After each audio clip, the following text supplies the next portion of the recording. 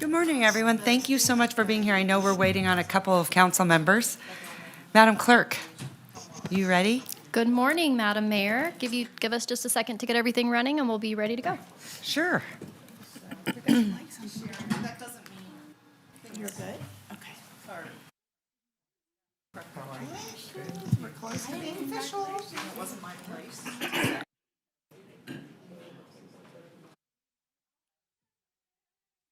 You love hedgehogs, huh? Do you have one?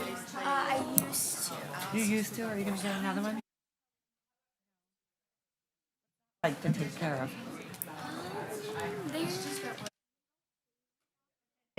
But when All right, Madam Mayor, if you're ready to go, we are ready to rock and roll. Jackie, can we use your microphone? Where's the other one? For a little minute? There you are. This is Jackie. She's our city manager. She's the big cheese. She actually runs everything. Even though people think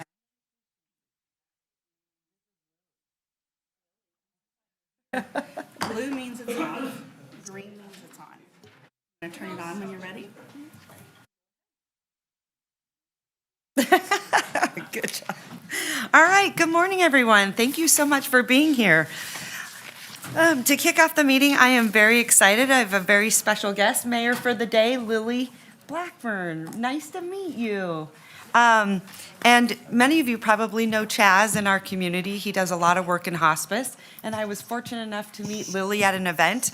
And I looked right at her, and she was so incredibly intelligent and kind. And I said, "You look like a future mayor, but maybe future president, right? Girls can do anything." Yes. Okay, so you go to Vaughn Middle School. Yes. You're 12 years old. Yes. And I hear that you actually like a funny animal. What animal is that? I don't think they're funny. They're definitely exotic, but I like hedgehogs. I used to have one. Yay. You used to have a hedgehog? Yes, his name was Cuddles. Cuddles. Okay. I love that. What else? Do you like to play soccer? I don't do any sports, but yes, I do like soccer. Oh, you do like soccer. Okay. Well, good. I'm excited to have you. And then you are going to end up leading us in the pledge. So at this point, Madam Clerk, is there anything you need to do before I lead us in the pledge? Nothing? Okay, great. All right, Lily, guess what? You get to lead us in the pledge. So we're going to stand up. Take it away.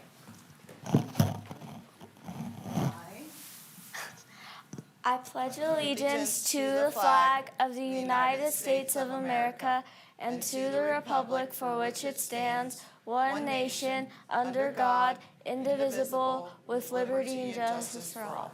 Wow, good job. All right, Madam Clerk, I'm going to send it to you. Thank you, Madam Mayor. We're calling roll for Wednesday, November 13th. Councilmember Breckus, absent at this time. Doer. Here. Martinez. Here. Ebert. Absent at this time. Taylor. Reese. Here. Sheevy. Here. Vice Mayor for the day, Blackburn. Will you call that again?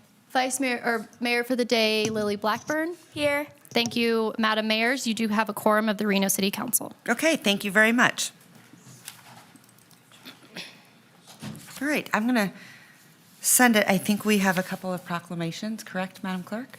We do have some proclamations today, and I'm not sure if you wanted to invite Lily's dad up to say a couple words about Mayor of the Day.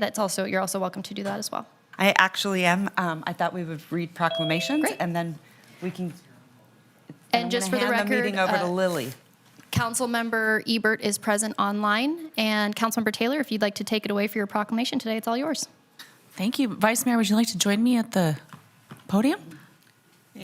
Go for it. The acting mayor or the vice mayor? I'm sorry, the acting. Oh, thank you. I wasn't sure.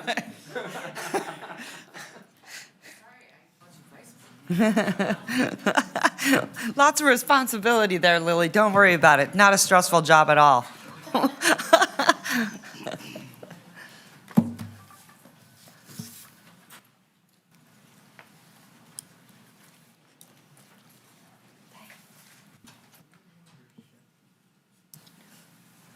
Okay, we didn't rehearse this, so we're on the fly here. If I read this one, can you read that one? Okay.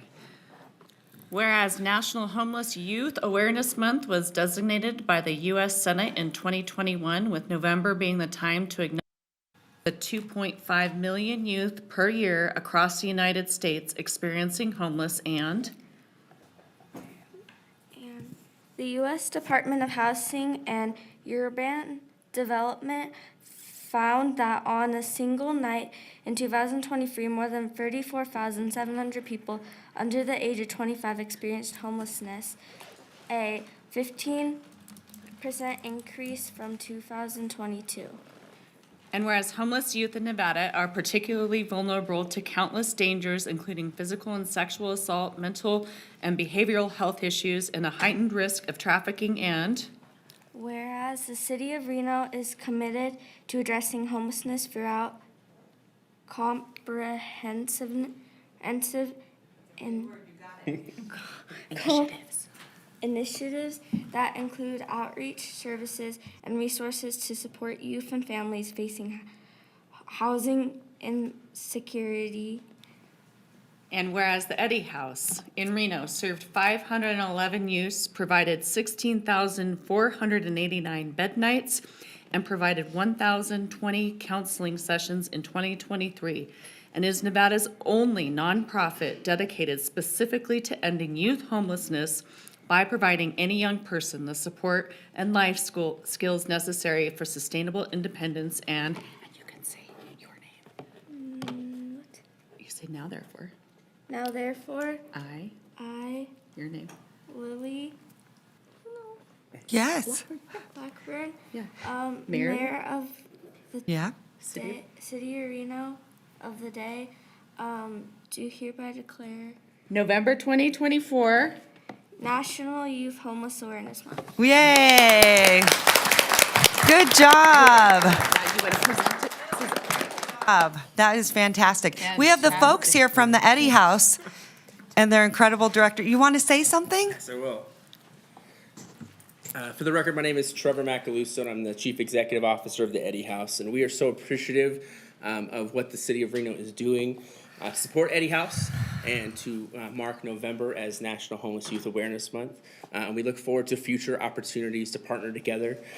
For example, the City of Reno supports us with their CDBG grant funding, and so I think that you guys have been great partners with us for many years, and we can always find more ways to partner together, and we are so appreciative of what this means for us today and for the hundreds of homeless youth that we're serving each and every day. Thank you, Trevor. Thank Thank you. you so much. How's the project going? Looks We are- incredible. Yeah, we are ahead of schedule and under budget, which is amazing, and are set to hopefully have a ribbon cutting this spring. So we're very excited. Awesome. Under budget Yeah. and on time is amazing. It's always amazing. Yeah. Good job. Thank Thank you. you.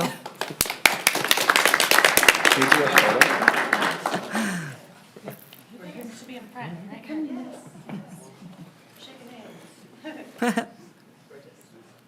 Thank you. Thank you.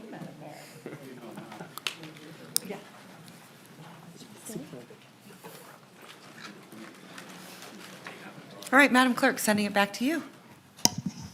All right, Madam Mayor, if you're ready for general public comment, we can move into that. Oh, you know what? Before we do that, we have Lily's father here, and I would love for you to come up and say a few words because you do a lot of advocacy and work in our community that's incredibly important, and I'm so grateful for your service. So, and then also tell me, are you proud of your dad? Yes. You're proud? Yes. And I hear you volunteer with your father. Tell me, I do. you do? Tell me a little bit about that. Sometimes I volunteer at Good Shepherd's Clothes Closet, which is a nonprofit dedicated to, that's the pin I gave you for Good Shepherds.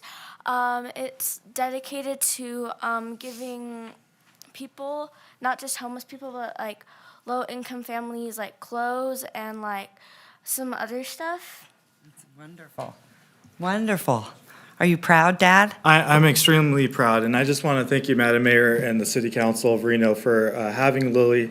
It's so imperative that we show our youth that young ladies can do anything they set their mind to, that we break party lines, and it's about the causes and those we're trying to serve who are vulnerable in our community. And I couldn't be prouder to be your father, Lily. And I just want to encourage you, keep being the change, keep loving people and being the difference, and show your friends. And together we have a bright future with kids like you. Oh, Thank you. I love I that. love you. Wow, do you want to cry? No? Yes, I want to cry. I want to cry. That was so incredibly kind. Okay, we're going to go into public comment. You ready? All right, Madam Clerk. Thank you, Madam Mayor. Thanks you guys for coming. Our first item today is opening public comment. Members of the public may hear, observe, and provide public comment virtually by registering through the following link, which can be found on reno.gov/meetings, https://reno.gov/Reno/COUNCIL11-13. It should be noted for those in attendance that comments are to be addressed to the mayor and council as a whole. Comments heard under this item will be limited to 3 minutes per person and may pertain to matters both on and off the council's agenda. Council may not take action upon any matter not agendized on today's agenda. When you're called on for public comment, please state your name for the record and begin speaking. The timer will begin when you state your name, and you will be afforded 3 minutes.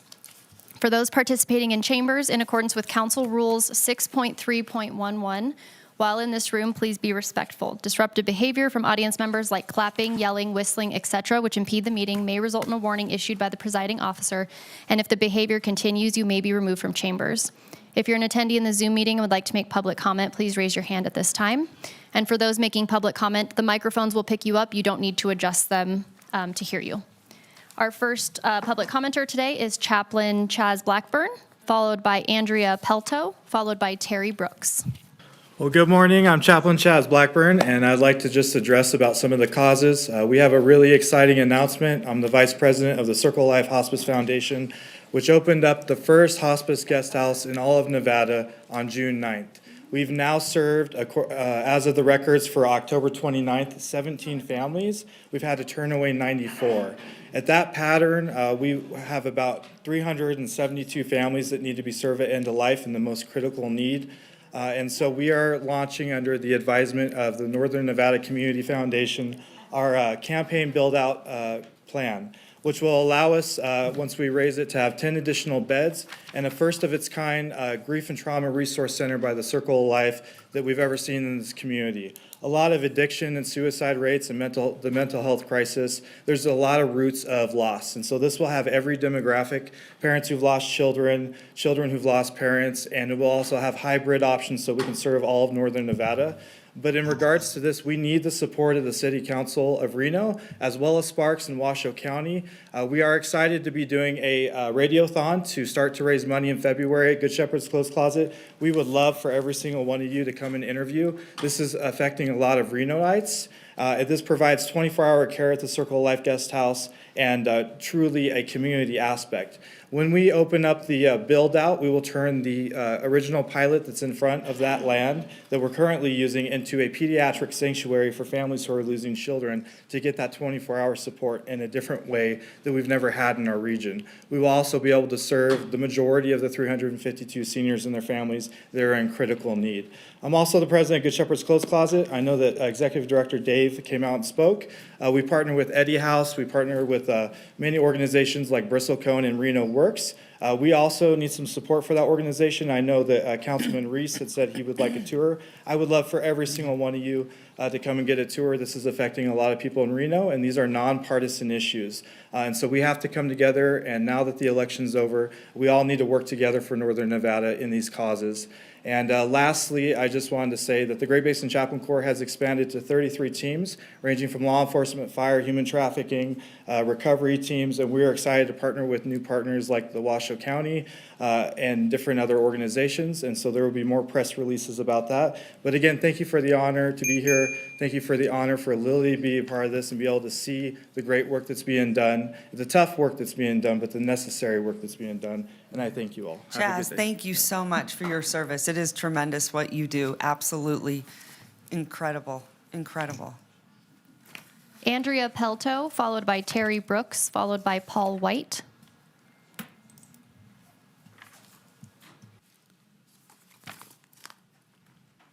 Good morning, everyone. My name is Andrea Pelto, and I am the treasurer of the Circle of Life Foundation.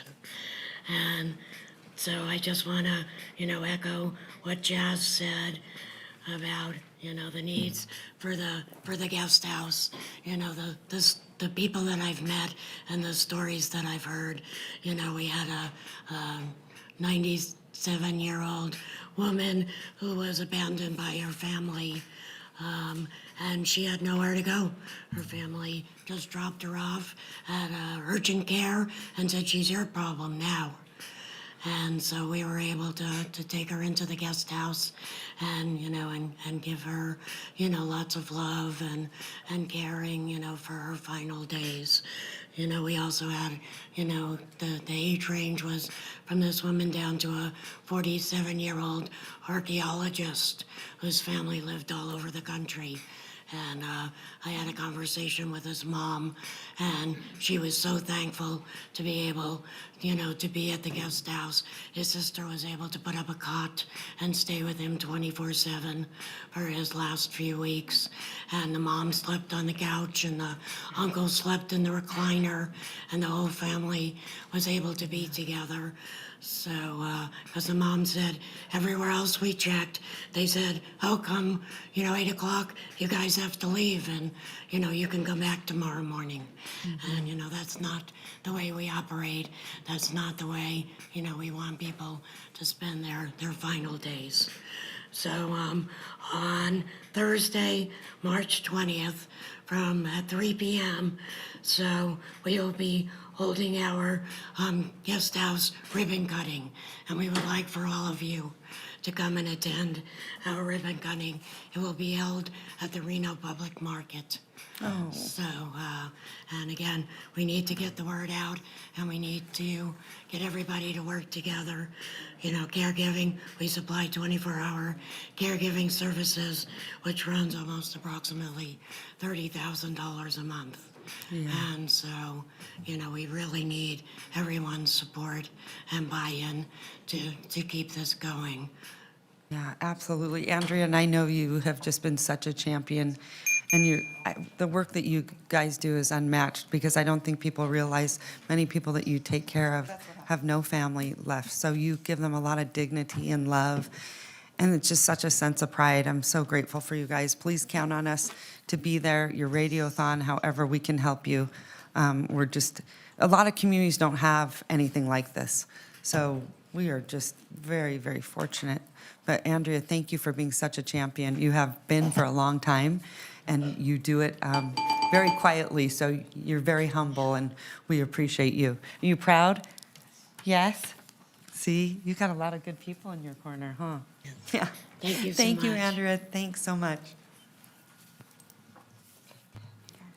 Terry Brooks, followed by Paul White, followed by Connie Silvier.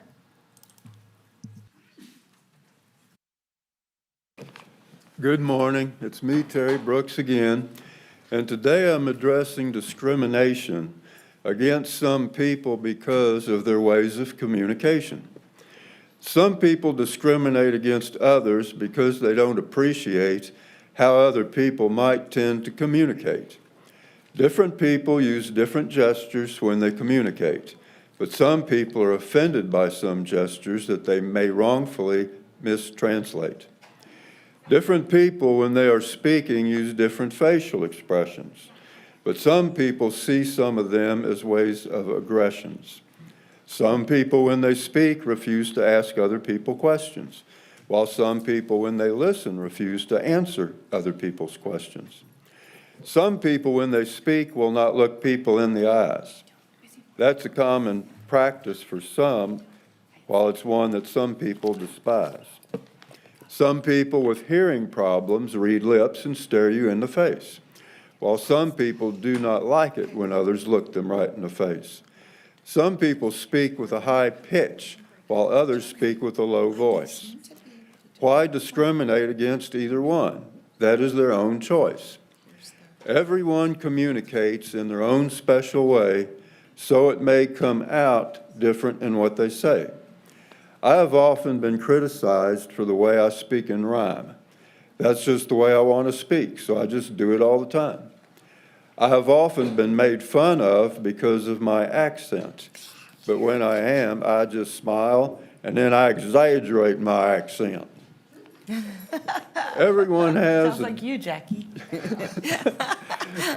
Everyone has a different voice and different expressions too. The more you pay attention to others, the more they will pay attention to you. The more we are willing to speak to each other and also listen to each other, then the more all of us will learn from each other. I would like to thank you all for listening to me all the time and for not discriminating against the way I speak in rhyme. Oh, I love Thank you. that. Terry, I love that. You know, I don't think I've ever asked you where you are from. Because I'm it's not a from- Nevada accent. Yeah, I'm from Boone County, Missouri. I lived there for 62 years until I moved out here 9 years ago. Wow. How did you choose us? What's that? How did you end up choosing us? I had just gone through a divorce, and I was in a wreck and was kind of messed up physically and mentally and couldn't do my job as a librarian anymore. So I retired from that, and my mother had passed away. I'd been taking care of her for some time, and the weather is a lot better out here than it is in Missouri, so.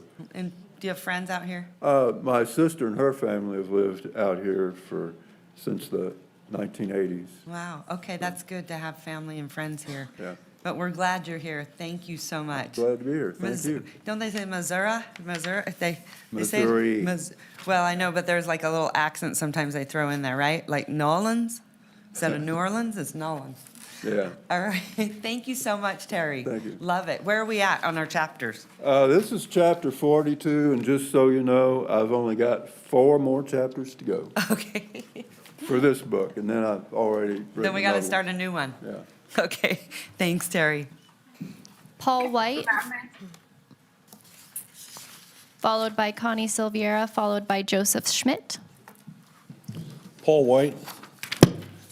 It's unbelievably ironic to me this morning that you'd seek to profess your interest in supporting children who could be in danger of being trafficked. The law you're refusing to enforce on homeless being able to live by the river and just in camps anywhere. I don't know of a camp where there's not minors being trafficked. If you care about that, you don't need to give a proclamation. You need to allow our police to do their job and arrest the ones who are out there illegally camped. And again, so somebody's not telling the truth. There's not an officer you can talk to who will tell you that they're not restrained from enforcing the law by the council or mayor, whatever they'll say, depending who you talk to. It's hard to believe that our police chief would just go rogue and decide she wasn't going to enforce the laws. Also, in terms of the children, as we sit here this morning, is anybody aware that in every high school we've got this morning, they're in there right now, and in many of our middle schools, we've got girls anywhere from a couple to a couple dozen per school being trafficked? It's gone on this way forever, and in fact, the council cut the funding back from the police that was helping to try to track that down a little bit. But the thing to finish with is, in several conversations with the mayor and the police chief over in Sparks, and if anybody hasn't gone to the GSR and simply looked across to the water plant from our side and looked at our side from the water plant, what's wrong here? You almost don't see any homeless in Sparks. You certainly see none on the river.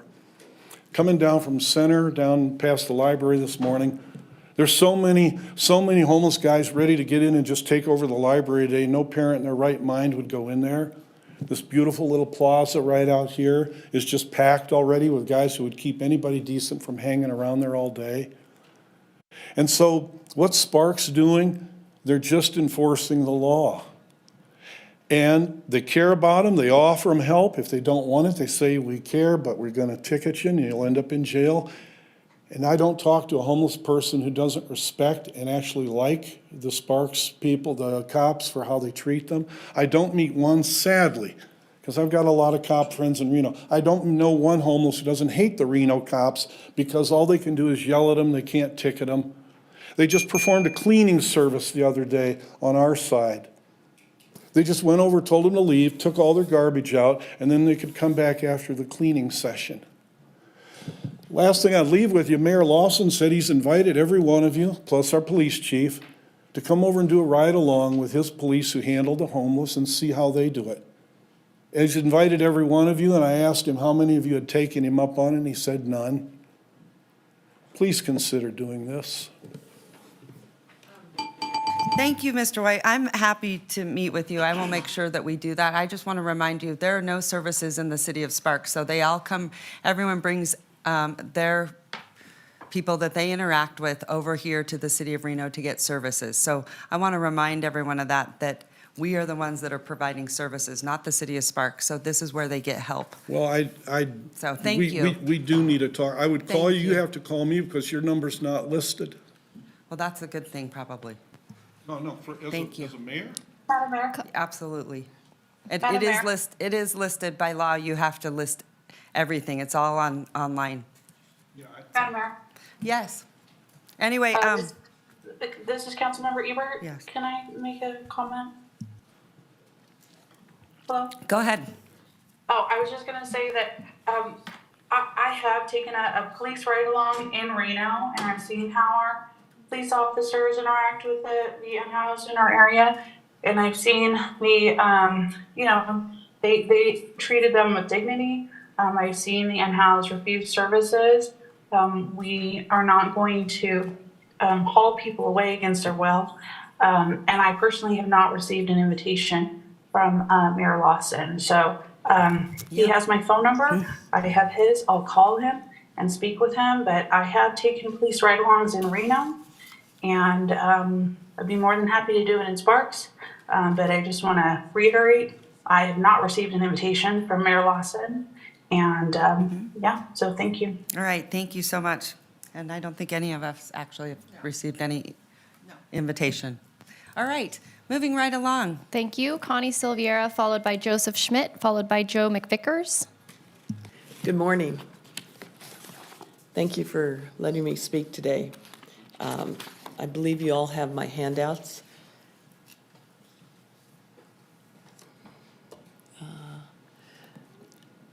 Just an update again on the parks. I know the Wilkinson Park is slated to be redone next year, and we're really excited about that. But just a reminder, this is what it looks like meantime, and this is what the kids in that neighborhood have to play with.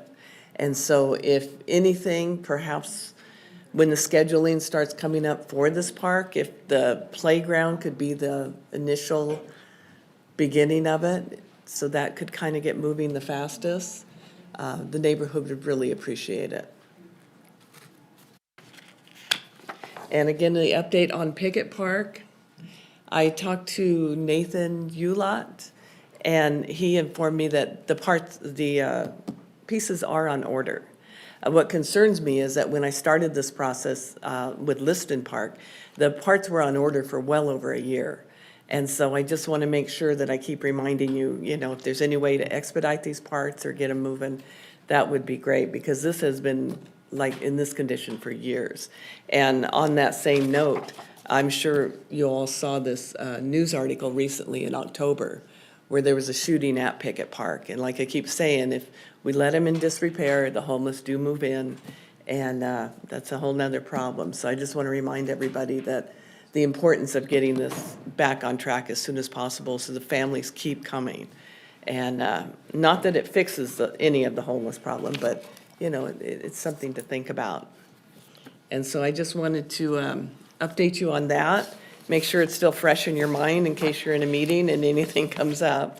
And on a last note, I want to thank you. I know you were all instrumental in our Hot August Nights parade being reinstated, and that was just wonderful.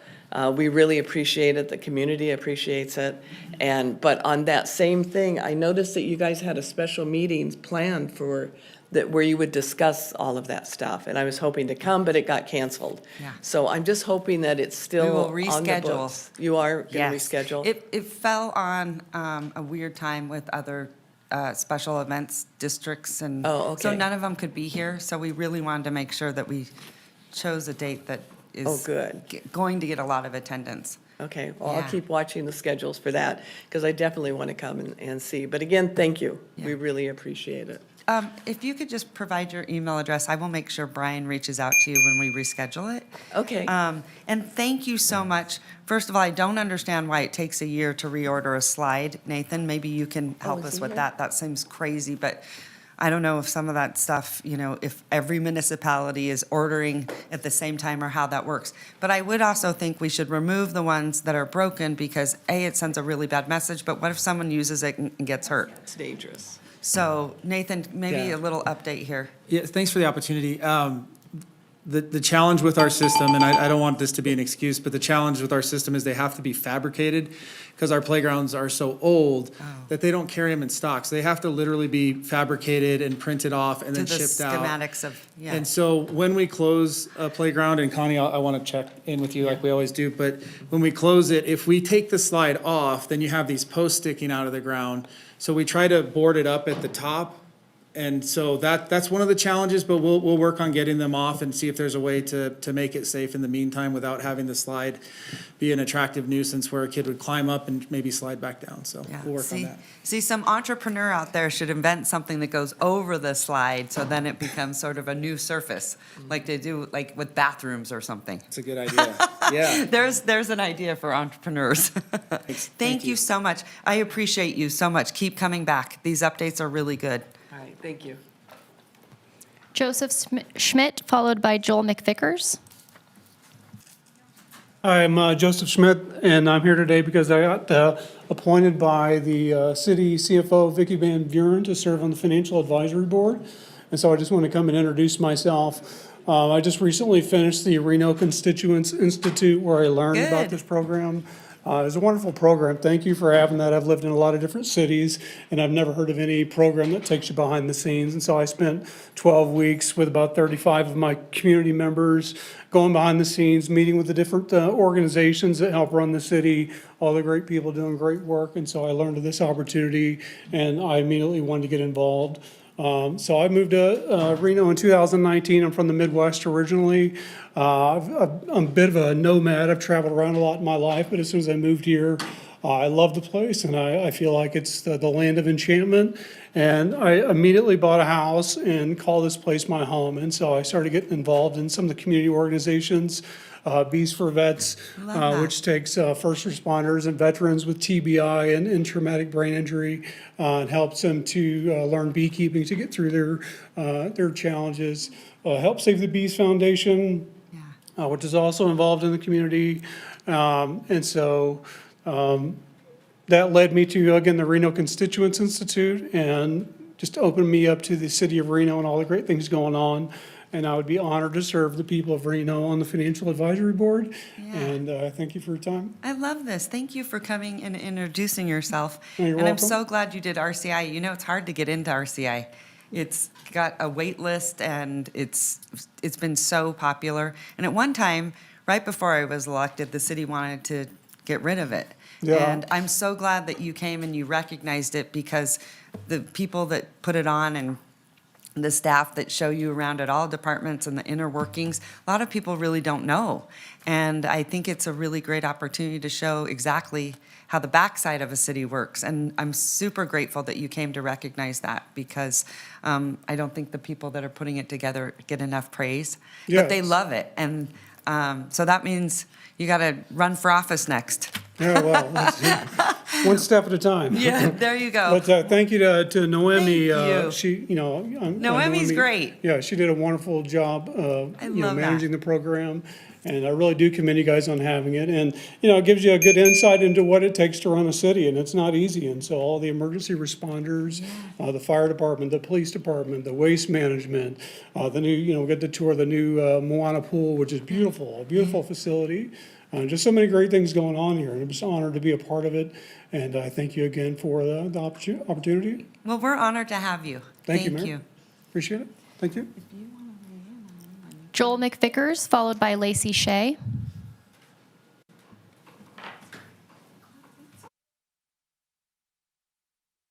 Good morning. My name is Joel McVickers. I'm here with my lovely wife, Loretta. And She supports me. And I want to complain about the sewer bill. We're senior citizens on a fixed income. And just got our bill, $700 a year for this. It's way too high. I feel seniors should get a break. And not only that, but could put meters on the sewer. That would help us all on that. We do have meters on the other businesses, and they get a break. And I want to thank you all for your time. And like I said, this is my first time here, so. Well, guess what? You did a great job, and I have good news for you, that you can qualify for a break. Oh, how do I do that? We are going to get, Jenica right there is going to come over and tell you how to do that. Oh, thank you very much. You're welcome. You all have a wonderful day and a good week. Well, thank you so much. We appreciate you coming. Thank you. Happy Marine Corps birthday Yes. too this last week. Appreciate your service. Yeah. All right, Lacey, come on up. Hi, guys. Hi. I've been shaky and cry for a week, so I'll try to. You're going to do just fine. Just take your time. And My name is Lacey Shea, and I wanted to come address you guys all personally about the incident that happened on November 1st that was traumatic, and I hope that nobody else has to ever. I hope that nobody ever has to go through that. I have 3 minutes to speak here, and less than 3 minutes, that man came in with a knife like this big and stabbed the knife into the table, and by the time he had ran off, it wasn't even 3 minutes that he had murdered people. I don't know what I'm asking for. I'm just asking for kindness and support from you guys of what I should do just for a safer community. I will be proactive in my part to do whatever is needed. That's why I'm reaching out to council, code, Lacey, chief. we're here to support you. Yeah. And, you know, it's so unfortunate, and it could have happened anywhere. And so, I know you have this tremendous feel of guilt and all those things, and we just want you to know, you know, we support you. Our police department has really sang your praises, and I'm grateful for that. You just let us know. I also think there are some services that we can help you with, because mentally, I bet it's so hard. It's so My hard. employees definitely need some grievance counseling and whatnot, because it was our employee Halloween party. But witnessing that is horrendous, and like I said, I'll be proactive in what I have to do to work with you guys, code or this, the police. I don't know if I'm asking for more police presence in Midtown, just so maybe I could have ran out and flagged somebody down, or I'm not sure what could have changed the outcome. But I'm just asking for No, kindness. listen, I've known you for a long time, Lacey. You have been a tremendous community supporter and business advocate. So we want to be able to help you get whatever, it takes, because I'm sure that it's been so hard. It has been, and I just appreciate you guys, and I'll do whatever to work with each and every one of you to do whatever my part is in the community, whatever is needed. Wow. And that's Bless your what I'm heart. here. Thank you. No. I'm sorry you had to go through that. Thank you. Thank you. Thank you, Lacey. Okay, Madam Clerk. Thank you, Madam Mayor. With that, we have no additional live public comment. No hands are raised via Zoom. For the record, we did receive 16 comments, which were general in nature or not directly associated with an agenda item prior to yesterday at 4 p.m., November 12th. 4 letters in favor, 2 letters in opposition, and 10 letters of concern. Those have been distributed to the Reno City Council and are a part of the record. They're also available on reno.gov/meetings. So with that, we're moving into item A4, approval of the agenda. All right. Thank you, Madam Clerk. And let me turn to our city manager and ask if there are any items that she's recommending we withdraw or move around. There are not, thank you. Okay, thank you. Madam Vice Mayor, I'll move to approve the agenda as posted. All right, Mr. Reese, and second? Second. Second from Mr. Martinez. All right. All in favor, please say aye. Aye. Aye. Any opposed? All right, motion carries unanimously. And now we're on to the approval of the minutes, and we're looking at the Reno City Council regular meeting from September 25th, 10 a.m., and I'm looking for a motion on that. Second. Okay, this time I have Councilmember Reese with a motion, second by Councilmember Taylor. Any comments on the minutes before we vote? Seeing none, all in favor, please say aye. Aye. Aye. Any opposed? All right, motion carries unanimously. And then on to A52, which is Reno City Council regular meeting of October 9th at 10 a.m. And again, I'm looking for a motion. Motion to approve. All right. Second? Second. All right, I have a motion from Councilmember Taylor, a second from Councilmember Martinez. All in favor, please say aye. Aye. Aye. Any opposed? Motion carries unanimously. And we're moving on to the consent agenda. And let me go around the room. If there's any disclosures you have or any items you want to pull off, please let me know. And I'll start with Councilmember Martinez. I don't have any at Of this either. time. No, thank Okay, you. thank you. Councilmember Taylor? Nothing for me, Madam Vice Okay. Mayor. No, ma'am. Councilmember Reese? No. How about you, Councilmember Ebert? Yeah, B7, Uh-huh. B8, B9, B10,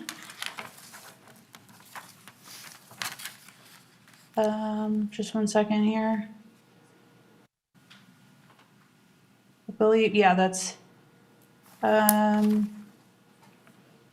B14, and that's it. Okay, thank you. And I have none. So with that, make it, I'm sorry, was there someone else online? Okay.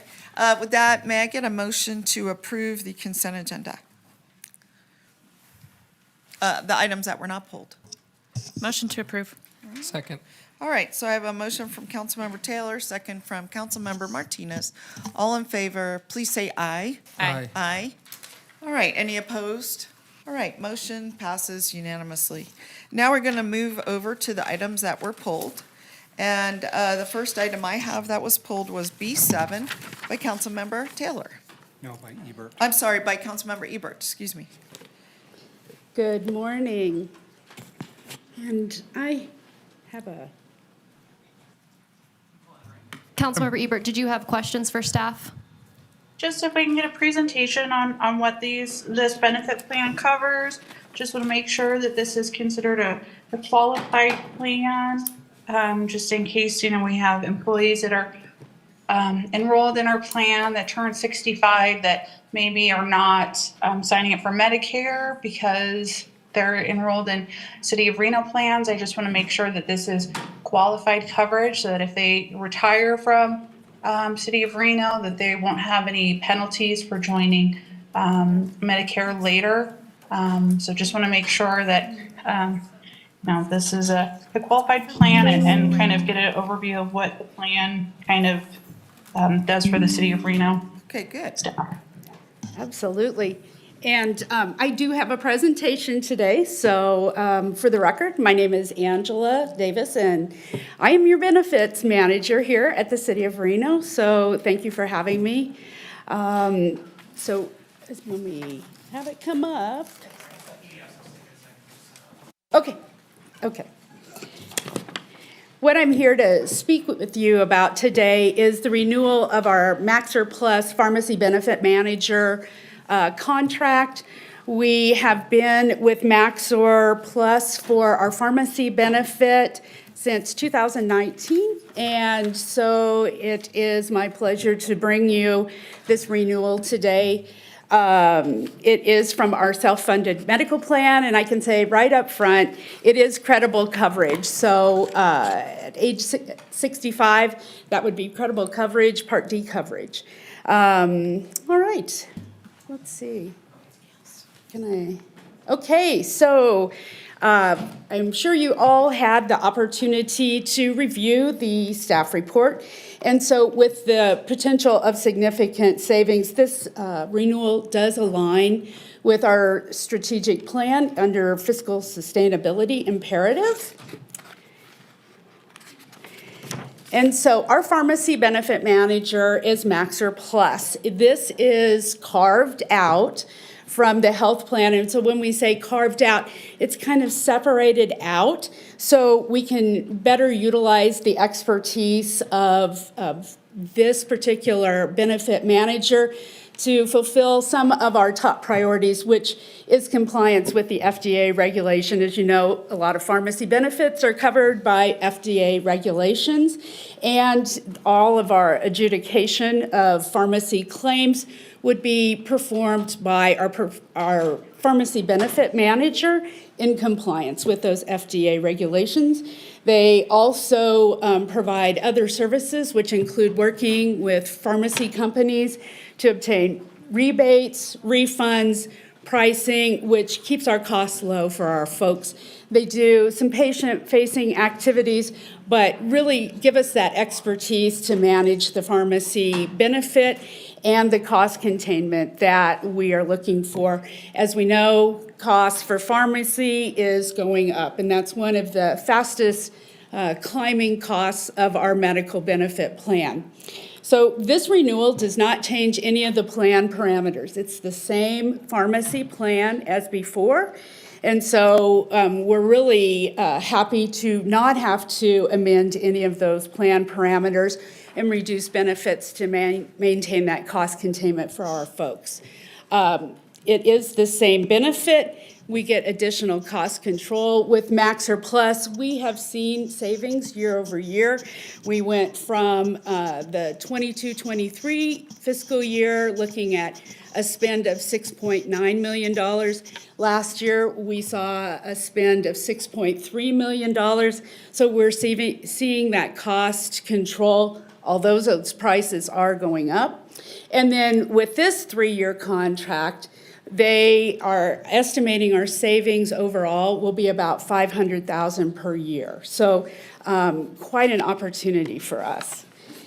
Can I just ask, the questions that Ms. Ebert asked were related to, I don't know that she needed to see everything, but she specifically asked whether this also carried a designation as a qualified plan, and I don't know if that just applies to the regular plan versus the pharmacy plan. Could you just address that? Absolutely. As previously mentioned, it is credible coverage for Part D coverage. Is that the term, credible coverage? That is the term. Versus qualified plan? Yeah. And then the second thing she asked was, what if someone at the city, do they need to sign up for Medicare if they pass 65, or can they continue on this plan?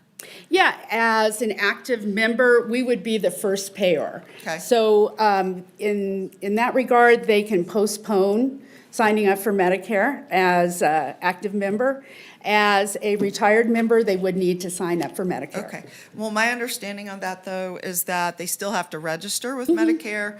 I think it is within 6 months before or after they turn 65, I think. They do, to Okay, avoid so- that penalty. Right, to avoid a penalty, but I just want to get that out in the public that you still need to sign up, but you don't need to carry that coverage. This is qualified. This Yes. qualifies. Okay, Yes. and then, Ms. Ebert, was there anything else that you wanted addressed on this? Just want to ask for the record, will this help with the city of Reno to keep the premiums that the city has to pay kind of managed? Because I know that healthcare costs kind of are increasing almost exponentially in some cases. So will this help the city of Reno with that? Absolutely. With that $500,000 savings, estimated savings each year, that makes a significant difference in our ability to contain the costs associated with the plan and contain the costs associated with premiums.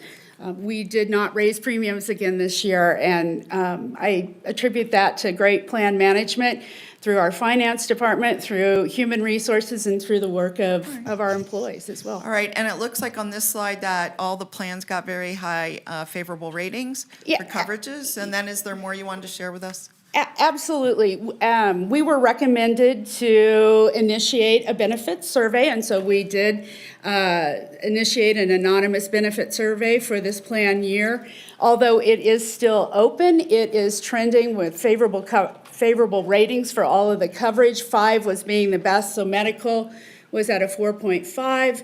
Dental coverage, 3.75 out of 5. Vision coverage, 4.75 out of 5. And our pharmacy coverage, 4.5 out of 5. So very high ratings as well.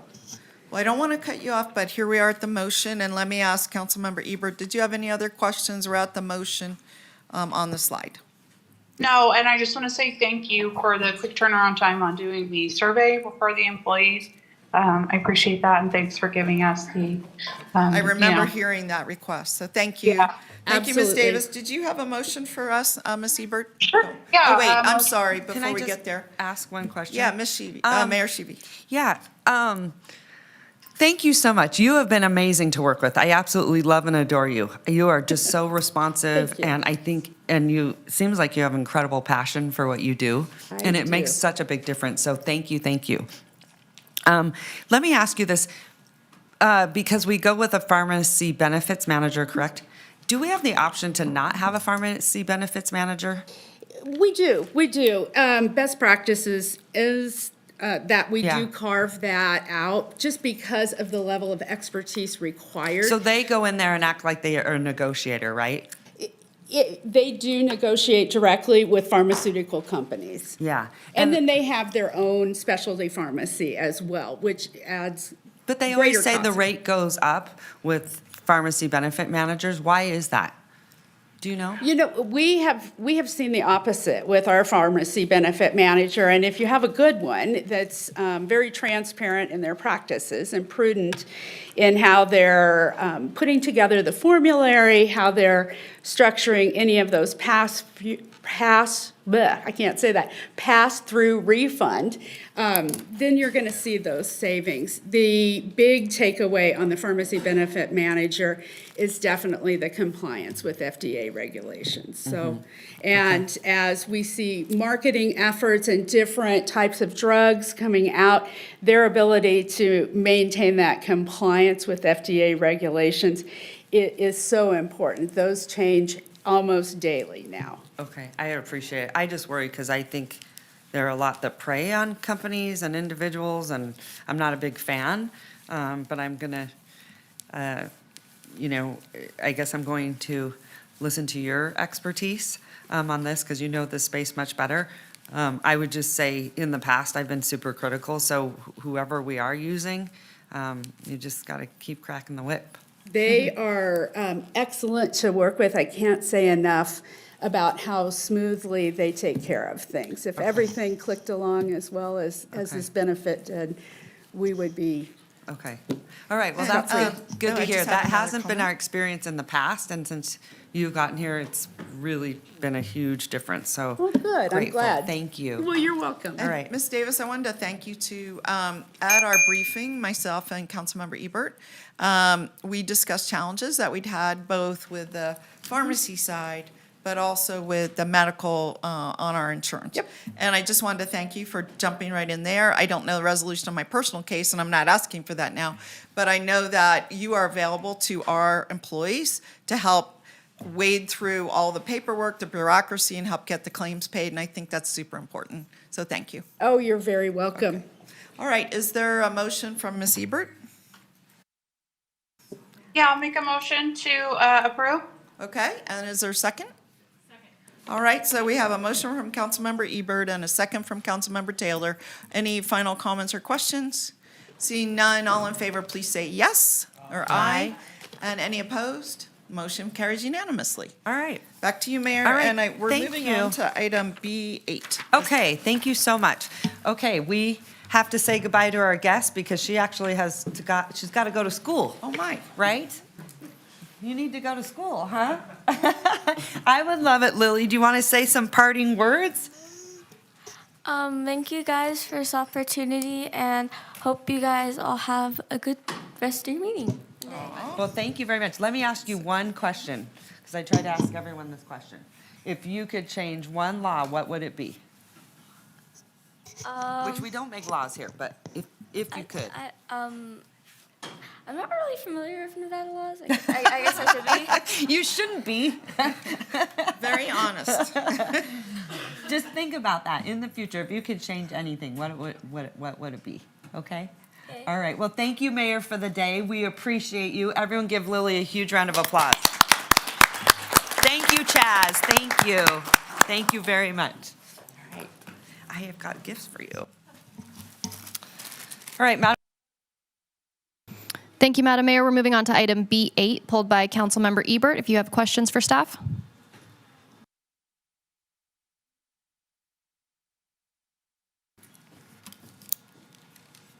Councilmember Ebert, do you have questions for staff? Yeah, sorry about that. Yeah, just if we can get a presentation on this, please. Certainly. Madam Mayor, Reno City Council, my name is Matt Smith. I'm the Senior Civil Engineer with Utility Services Department. Today I'll be presenting on item B8, which is the Tahoe Reno Industrial General Improvement District, or TRI-GID, effluent rate setting agreement. This aligns with our strategic plan through the infrastructure, climate change, and environmental sustainability, as well as fiscal sustainability. So first, let's start out, what is the TRI-GID pump station in the pipeline? Well, there was an effluent agreement which was approved in September of 2017. It stipulated that we established this rate, and we decided to do a rate study as well for that rate. The TRI-GID constructed and funded all the infrastructure to build the pump station and the pipeline. And this benefits the cities for effluent disposal. It's a good use of the effluent, as well as, and then additionally, a portion of the infrastructure is operated and maintained by Truckee Meadows Water Reclamation Facility, or TUMWRF. Specifically this pump station and then the pipe that is on TUMWRF property. So this is just an image of the pipeline. It's about 16 miles long. It's pretty massive, but the vast majority of this pipeline is maintained by the TRI-GID. So what this item is today, it's a rate establishment between the City of Reno and Sparks and TRI-GID. Again, this was stipulated in the original agreement that we're required to provide a rate. It is a rate per 1,000 gallons. The rate is based on at cost. So it's to maintain and operate the physical infrastructure. It includes a percentage of a full-time employee, electrical costs to run the pumps, and then a life cycle cost for all the equipment. This is not a construction project because all this has already been built. It's not a cost to the city. It's not a commitment to any future funding. And it's not a revenue source. As I stated before, it's at cost. So our recommended motion is to approve the agreement. Let me just ask if there are any questions. I do have a question. So at my briefing, I brought up that I was having a hard time understanding what the actual rate is. And I know that you have appended the study, but can you summarize for us what the rate is? Certainly. So, and I kind of said it in the presentation. You said it was at cost, but Yes. what is the rate? Yeah, it's $1.15 per 1,000 gallons. Okay. And that $1.15 is comprised of the electrical cost per kilowatt hour, a percentage of a full-time employee just to do routine maintenance on the pump station that's anticipated, as well as the life cycle cost of the pump station. And then in the memo, you talked about increasing, you said we have increasing costs. I think you said 2.9%. Is that embedded, like is there an inflation factor embedded in this rate? I'm actually unsure about that. I know that what the rate was made through was the American Water Works Association best practices for water supply and distribution. I think that the agreement gives us the opportunity to renegotiate at a later time. Well, in your memo, you say the TUMWRF labor portion of the rate increases annually by 2.9%, commencing July 1, 2025. And so I wasn't sure if every year the rate will go up to 2.9% or what you were trying to get out there. Trina Magoon, Director of Utility Services, for the record. Yes, you are correct. That is an inflationary rate. Okay, so it will go up 2.9%. And then at the briefing, we also asked you to provide information which was provided to, I think it was at Western Regional Water Commission, about the number of plants, I think there are 5, that are providing reclaimed water. And you were going to tell us where they were and what the rate structure was, because what we discovered is that, and let me make sure I'm summarizing this correct. What we discovered is that in South Reno, so the portion that's operated by Washoe County, distribution of effluent is free. There's no payment for cost. It's basically embedded into the cost for sewer that's paid by all residents that are getting that sewer service from Washoe County. So let me make sure that's correct. there's no individual cost to a golf course or someone who wants reclaimed water. So is that correct? That is my understanding. That is a Washoe County system. Right. And we are working with Washoe County and the city of Sparks, our other users, to come up with a memo to give you all of that information. Good. We're still gathering some of that. Still gathering, okay. Well, we were informed there's 5 plants and different prices. And what we were concerned about at Western Regional, and we're the one who's the rate-setting body here, is that some people are getting reclaimed water, it appears to be free. Some people are getting a direct charge, in this case, a at-cost charge. And then some people, like the golf course in North Valleys, is apparently being charged a rate and they feel singled out. So we just want equity and parity and an appropriate cost model. So you're going to provide that to us later? Yeah, we will provide a model of what we are charging to our current customers. Okay. Currently at. Well, we were asking for sure. all, there's only 5, and Western Regional did it already. And then lastly, will you just tell us where, when you come back, is there an update to this rate other than the automatic 2.9? Will we ever review it again? That's my question. Do we have a plan to review it again? I think that the agreement, I'll have to get back to you, when we. Like, is there a term, is there a date of completion of this agreement? It's at the discretion. Oh, discretion of the directors, okay. Okay. In the agreement, it's at the discretion of the directors to reevaluate the rate. Okay, all right, thank you. And then, Councilmember Ebert, I know you pulled this item. Did you have any questions? Yeah, I mean, I have a lot of questions regarding this. I mean, one, I guess this isn't really a question so much as a statement, is I don't necessarily support the rate just going up without review. And it's my understanding, correct me if I'm wrong, that the water that the North Valleys Golf Course is using is purchased from Washoe County, that Reno is collecting the payment, but it is actually Washoe County water, that Washoe County is setting the rate.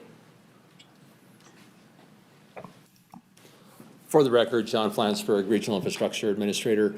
Councilmember Ebert, the golf course belongs to Washoe County. We don't charge the golf course, we charge Washoe County. Washoe County then carries that rate or charges the golf course what they charge them. In the beginning of how this all came together, Washoe County was able to save their potable water rights in North Valleys, which were very valuable. They were able to take those water rights, and because we were using effluent, they no longer needed to use the potable water rights. They were able to sell those water rights. Part of the sale of those water rights went for things like the improvements in the North Valley Sports Complex that we have today, and other uses that Washoe County used that for. They entered into this agreement with us. The money that we receive for the effluent in North Valleys actually we don't really charge, we're not making money from this situation. We are only trying to make sure that we can replace the infrastructure so we can keep the purple pipe, the pumps, everything that goes into it, so we can continue providing that resource for the golf course on into the future. Didn't the golf course pay at least for a portion of the purple pipe? The golf course did pay for a portion of the purple pipe, and as did some of the developers in North Valleys. But we also have to recover. We were trying to make sure that we can recover the cost of the future replacement, and that's why we collect that now. It would be if we didn't do something like that, then we would end up with a large capital project in the future that we'd need to fund, and we wouldn't have the money to fund it, or we'd have to incorporate it into the rate that the sewer users are using. It was decided long ago that we wanted the purple pipe system to pay for itself and the sewer system would pay for itself. That isn't the model that Washoe County has moved to in the last couple of years in South Turkey Meadows. So, give me a second here. What funding source, what fund would be used to replace the infrastructure? When it is time to replace the infrastructure in North Valleys, it would be the sewer fund. So we collect the money that we charge Washoe County for the effluent water, that does go into the revenue into the sewer fund. So that will be the fund that replaces it. What is the sewer fund balance currently? Sewer fund balance, And then after this, can we wrap up? Councilmember Ebert, we can come back to you once we get the answer Okay. here. Okay. But all what's right. the answer? You don't know? Or It's around $100 million at this point. Okay. But we also are doing a rate study right now, and we have tremendous amount of capital projects. And so that is going to deplete a lot, it's going to go down quite a bit with those projects. We'll be bringing something back to you in the next couple of months or Thank in you. the spring to talk about the rates. anyone else? I saw Councilmember Taylor. Did you have anything? Miguel, did you have any questions? Mr. Reese? No? No questions? Mayor? No, but John, I appreciate you and Trina so much. You guys should be really, really proud because you're doing incredible, innovative projects, and the awards and accolades that you guys got, and you're so humble. Both of you are like, no, I don't want to say anything. Our staff is doing tremendous work. But and- you just need to know that it's very much recognized, and thank you so much. Good job. And then I have a follow-up question, John, while you're still here. I think it's you. I think that at Tamois, we do review the rates periodically. So I'm also uncomfortable with just a rate forever and it's up to the directors. I do think that on some return frequency, whether I think at Tamois that might be 3, 4, or 5 years, I do think it would be good to bring it back, let us know how it's working. I'd like to see that in the motion, frankly, is that that there's a periodic reporting back to the council with an opportunity to review the rate. If I may, could Yeah. we make a slight adjustment to that and ask for that reporting to go to the Joint Coordinating Committee, which a council member is a member of? Would that make more sense since we're keeping this cost center within the Truckee Meadows Water Well, if you could give it to us Reclamation both, because we're the ones setting the rate, not the coordinating committee. Plan? Understood. Okay. Just wanted to, where you might want to have You that made a reported. good point, yeah. But anyway, that's what I'd like to see is just, we don't want to have things forever. We want to take a look at it and make sure, just like we do at Tamois, that it is appropriate, it's keeping track, that we don't need to increase it or decrease it. I think a periodic check-in would be very helpful. Are there any more comments? Councilmember Ebert? Yeah, I do have comments. I'm not going to support this because I feel like we have a large sewer fund balance right now. I can't support just an arbitrary rate increase without having projects coming forward. Our balance hasn't been depleted. I'm not sure if this is going to, tie into any kind of stormwater infrastructure stuff that, projects that are coming down the pike, but we've, voted to approve some bonding for the American Flats project. I'm not sure if this rate is going to be an increase for the North Valley's golf course, which is already struggling to make it as it is. And as I've said many times, this is one of the few recreational resources that we have in North Valleys. I don't want to put them out of business. They're not a privately owned golf course. It's not like a country club. It's a very rare, affordable golf course. They're all connected, there's 5. They all charge different rates. I'm sorry? No, we're listening. Okay. So I can't support this. Okay. I also, just kind of in a similar vein, I had many constituents reach out to me about their sewer bills going up. And I know it's tied to CPI. I just have an issue with things going up. And us not having the ability to stop it or change it. If we don't need the money, and it's at the discretion of the director to change it, I just don't feel like I can support that, especially considering we have $100 million sewer fund balance. I don't see the necessity for this at this time. Okay. Madam Vice Mayor, I move to approve the agreement with the City of Sparks and Tahoe Reno Industrial General Improvement District to establish the rate to provide treatment effluent from the Truckee Meadows Water Reclamation Facility to the Tahoe Reno Industrial General Improvement District. Second. And then I'd like to see a report come back. This doesn't affect the timeline of the agreement so that we can check in on the rate. Everybody's nodding their head. So that would be a best practice, I guess. So is that fine? That's fine. Okay, does that need to be in the motion or you all are fine with that? We understand the direction and will effectuate accordingly. All right, Thank you. thank you. And just to clarify that the rate, we set the rate. Correct. And then, so we are not doing that, obviously, right now, but No, we are. Oh, We are. we are. Okay. We're setting the rate at $1.15 per 1,000 gallons. And to our point earlier, there's 5 plants and they all have different rates. And so we want, like at Tumwa, well, we have 12 different rates and they're all based on the cost to serve. And so in this case, our staff have set the cost, the rate just to recover our cost, not to get a profit. And, but they did say it's going to go up almost 3% every year automatically.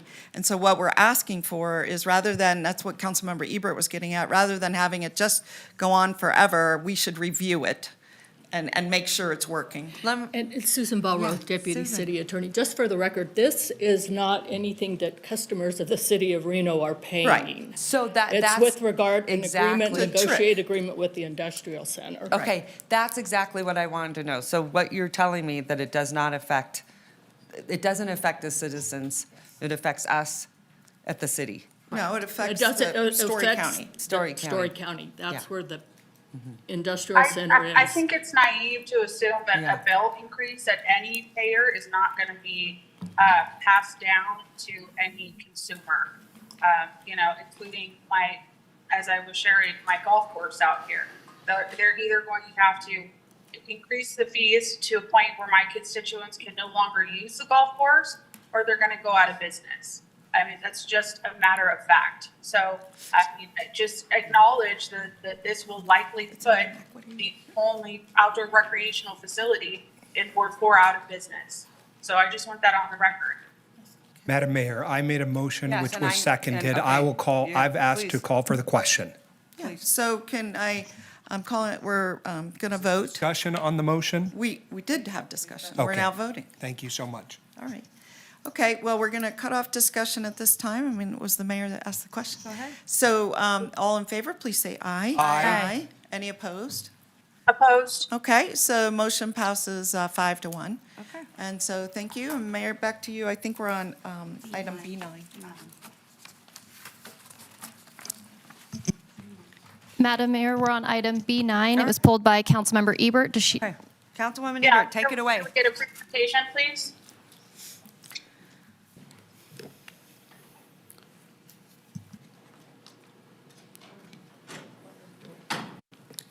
B9, B10, and B14.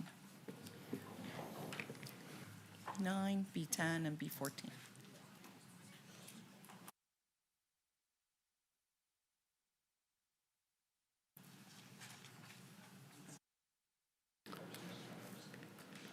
All right. Madam Mayor, Reno City Council, hello again. Matt Smith, Senior Civil Engineer, Utility Services Department. Today I'll be also presenting on item B9, which is the Tumwharf Dewatering Building CMAR Selection and Pre-Construction Services Agreement. This aligns with our strategic plan through the infrastructure, climate change, and environmental sustainability, as well as fiscal sustainability. So what dewatering is where we have sludges at the plant which are full of liquids and solids, and we're trying to separate those two out. Our existing building, which is highlighted in red on this slide, is old. It's too small for what we have right now, and we can't modify it without bringing it up to new seismic codes, and it's a lot of money to expand or improve that one. So our green box here shows a rendition of what perhaps the new dewatering may look like, dewatering building may look like. So we've gone through pilot testing and evaluation. We've looked at the existing building and the improvements that it would take. And then we went into a pre-design, and at the that was to get to 10% design. And at the 10% design, they recommended a new building. We've also gone forward with a detailed design, which is going to get us to about 100% plans. And right now, we're at the CMAR onboarding project status. So we've gone through all these milestones. We started with a council approval to pursue a CMAR back in August, and now we're here today on November 13th for the CMAR selection and pre-construction contract award. What this item is it's a selection of the CMAR, which is, in this case, PCL Construction. It's an approval of the pre-construction services agreement. It's taking the plans and working with the engineer to go from 30% to 100%. It's going to give us cost estimates along the way so that we can verify and make sure that we're budgeting accordingly. And then it's going to get a GMP development, which is a guaranteed maximum price. What it's not, this is not a construction project award. This is just for pre-construction services agreement for PCL construction. So our recommended motion today is to approve the selection of PCL construction for the to select them as a CMAR, as well as approve the CMAR pre-construction services agreement.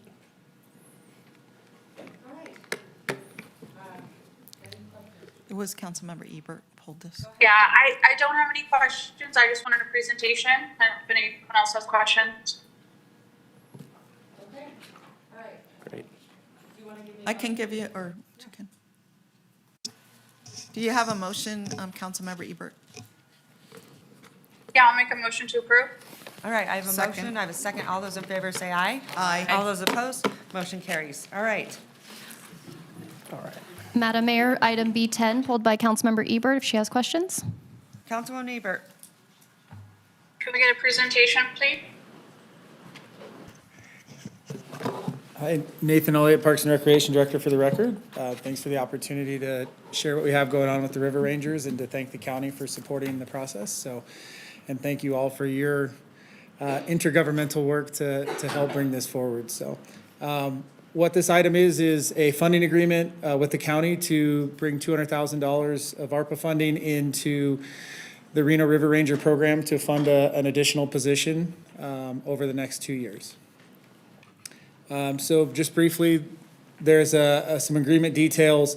The Washoe County agrees to provide $200,000 of funding. It needs to be expended, as you probably well know by now, by December 2026.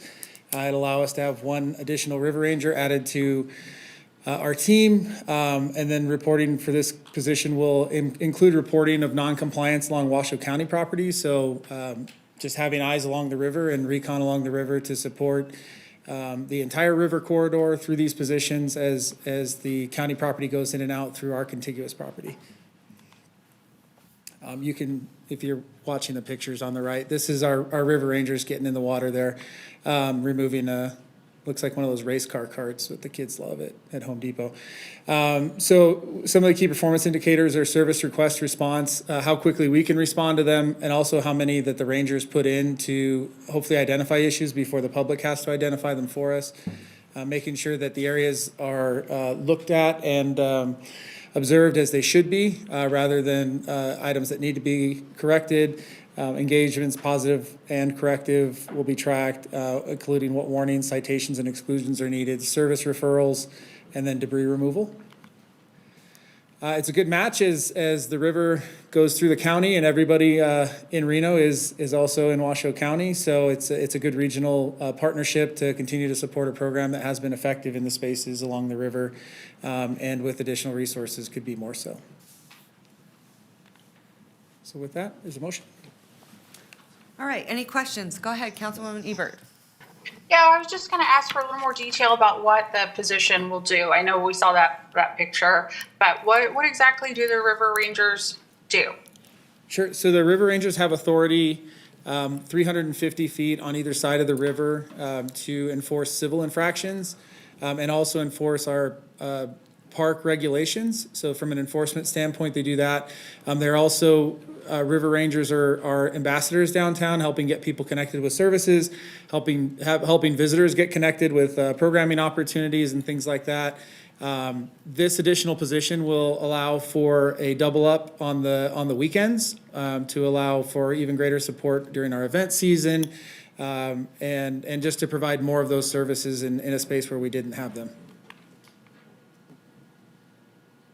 And do we have data or numbers on how successful the Rangers are with getting people into services? Sure, it's included in the downtown report from a river perspective. It's very similar in other areas where it's they have to accept the services, but they are offered every time they're engaged where there is a perception of need. We offer services to connect them. So as far as effectiveness, that's not really their main purpose. It's just a part of their function. Their main purpose is to provide a positive experience in our parks and in our downtown and in the river corridor. So we do offer services, but that's not a key indicator for us on that side. We just want to make sure we're supporting the overall mission to get people connected with services. Okay. And has there been any kind of discussions for the long term of keeping this position? I know we're funding with ARPA dollars now, but those, you know, are not going to last forever. Do you think that there's a need for this to be a long-term position? Is there any discussions on how to keep this position? I think this is an opportunity, this additional funding gives us an opportunity to show that the program works, and then that decision, frankly, will have to be made as a part of the budget process by this body. If we want to keep it after this funding goes up, we're also looking at other grant funding sources that are a little more stable to including TUMWA and our partners at TRFMA, so there may be a greater opportunity to fund through those resources in the future. Do you think that the county will continue to partner to fund this position? I really can't answer that. I hope that we show success, and I hope there would be a desire to, but that's our job, is to show that this works and that we keep going. Okay, so how many? Okay. Oh, okay, sorry. I'll come back to you, okay? Councilwoman Taylor, go ahead. Thank you, Madam Mayor. I just would like to say thank you so much to Nathan and to my colleagues, Vice Mayor and Councilman Martinez. I know this was a huge effort with Washoe County and our partners. And as somebody who walks the river every single day, what an amazing treasure it is. And it looks so good. Your team is amazing. Those river rangers and all of the people that we have working down there. I think it takes everyone. And I think it's Garrett that's new. Yep. Yeah, just it's a phenomenal resource that we have, and I know everybody's worked really hard to get there. So thank you. Much gratitude. And thank you all for supporting with those resources. That's really given us a chance to be successful. Thank you. All right, anyone else? Go ahead. Want to give kudos to. I mean, this was hard fought too at the flood project, and then we got this commitment from Washoe County to put in their funds, and I'm certainly going to be one that'll be working towards helping get this to Did you continue. get funding from flood? Yeah, it was 20% of 7 positions. Is that how it's structured? Yeah, it's 20% of the entire program, which currently funds 1. If we can get to 9, then we get a whole nother position, so then we would have 2. But this is a good step in the right direction, and it's moving forward. We would have liked it a little different, but that's what they wanted to do, so we went with that, right, Miguel? Well, I'm going to hold my tongue for a minute, and then I'll weigh in on that. Go ahead, Councilwoman Ebert. Councilwoman Ebert? I'm sorry, I just had to come off mute. So how many river ranger positions will we have with the addition of this one? So we will be up to 7 total ranger positions, and 5 of them dedicated river rangers. And how many completely funded by ARPA? Is it just going to be the one? This would be the only position funded by ARPA. Okay. Okay, I don't have anything else right now. Okay, thank you. Nathan, let me ask you this. Any support from Sparks? I think in some of the feedback from TRFMA and Councilmember Doer and Martinez can share, I think at the TRFMA board meeting last week where we gave our first quarterly report on that funding, I think the feedback was positive, even from Mayor Lawson, about that they're seeing a difference in that. The problem is, and you heard it there was another public commenter, the problem is that they take their HOPE team and they push them into the city of Reno, and we provide the services, which that is completely fine, but they also don't really partner with us in any capacity. I want to commend the county for stepping up and actually saying what, they really, I think they dedicated this to show their partnership. But we will never, ever get the river to the capacity we want it in if it's fragmented.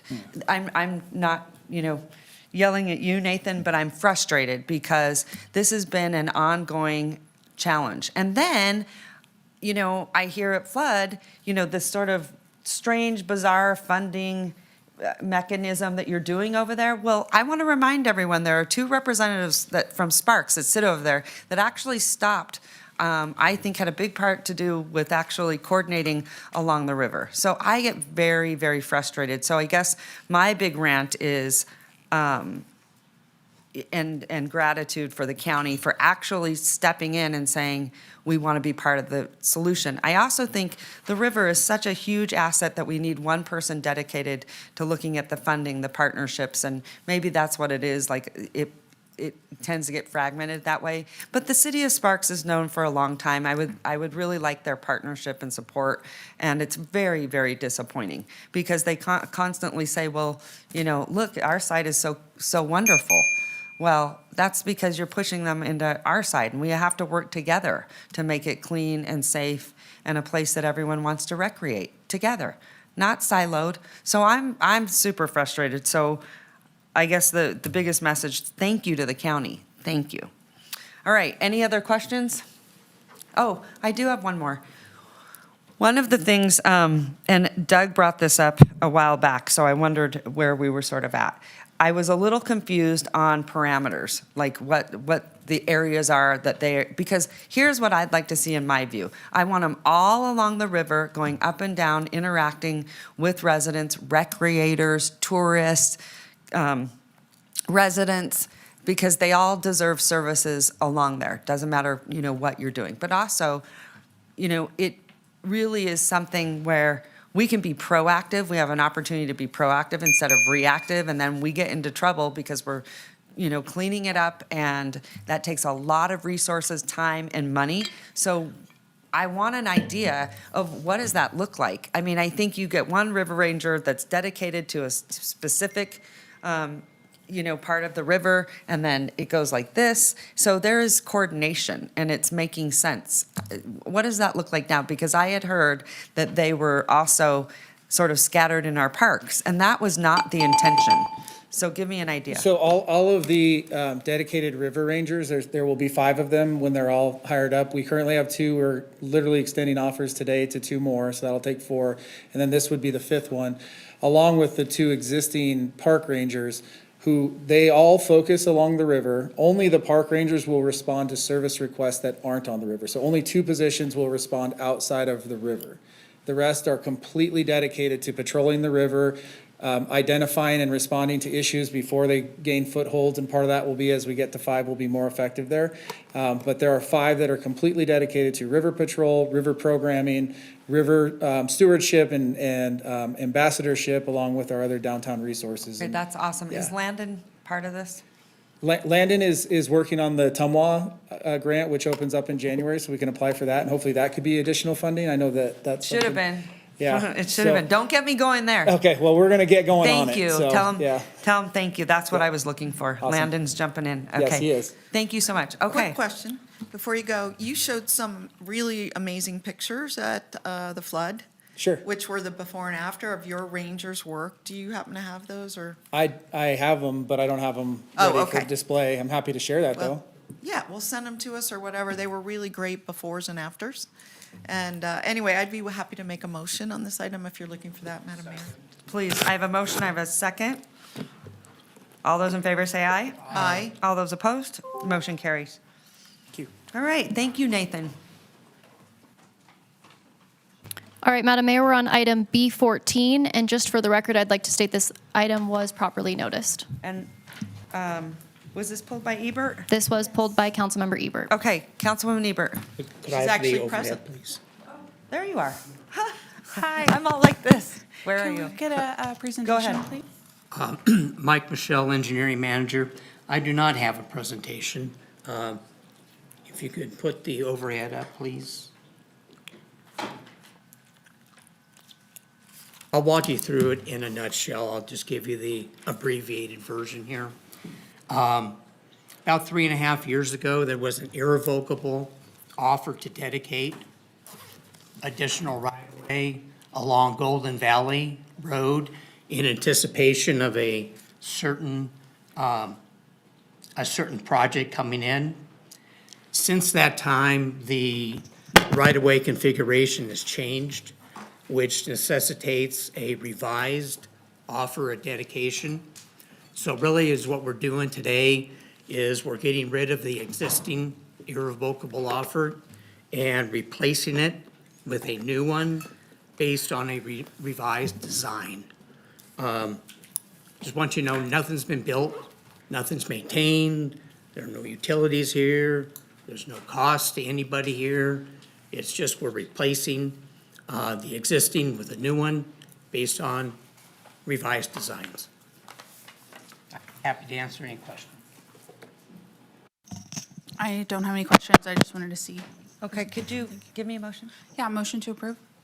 I have a motion and a second. All those in favor say aye. Aye. All those opposed?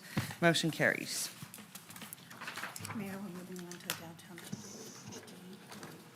All right, All we're right, gonna. Madam Mayor, we're moving on to item D1, the September downtown update. Perfect.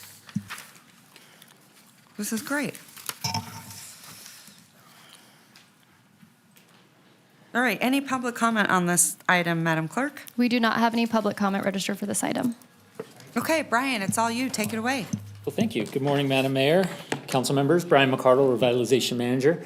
We're here to give the September monthly downtown update. I will be giving the presentation today on behalf of most of the city departments, although they are in the audience if any questions come up. The efforts being done in multiple city departments kind of touch all the strategic priorities for the city, down to having a safe and vibrant downtown, economic development, public safety, arts and culture, etc. And you'll see the presentation is a little bit different from what we've done in the past.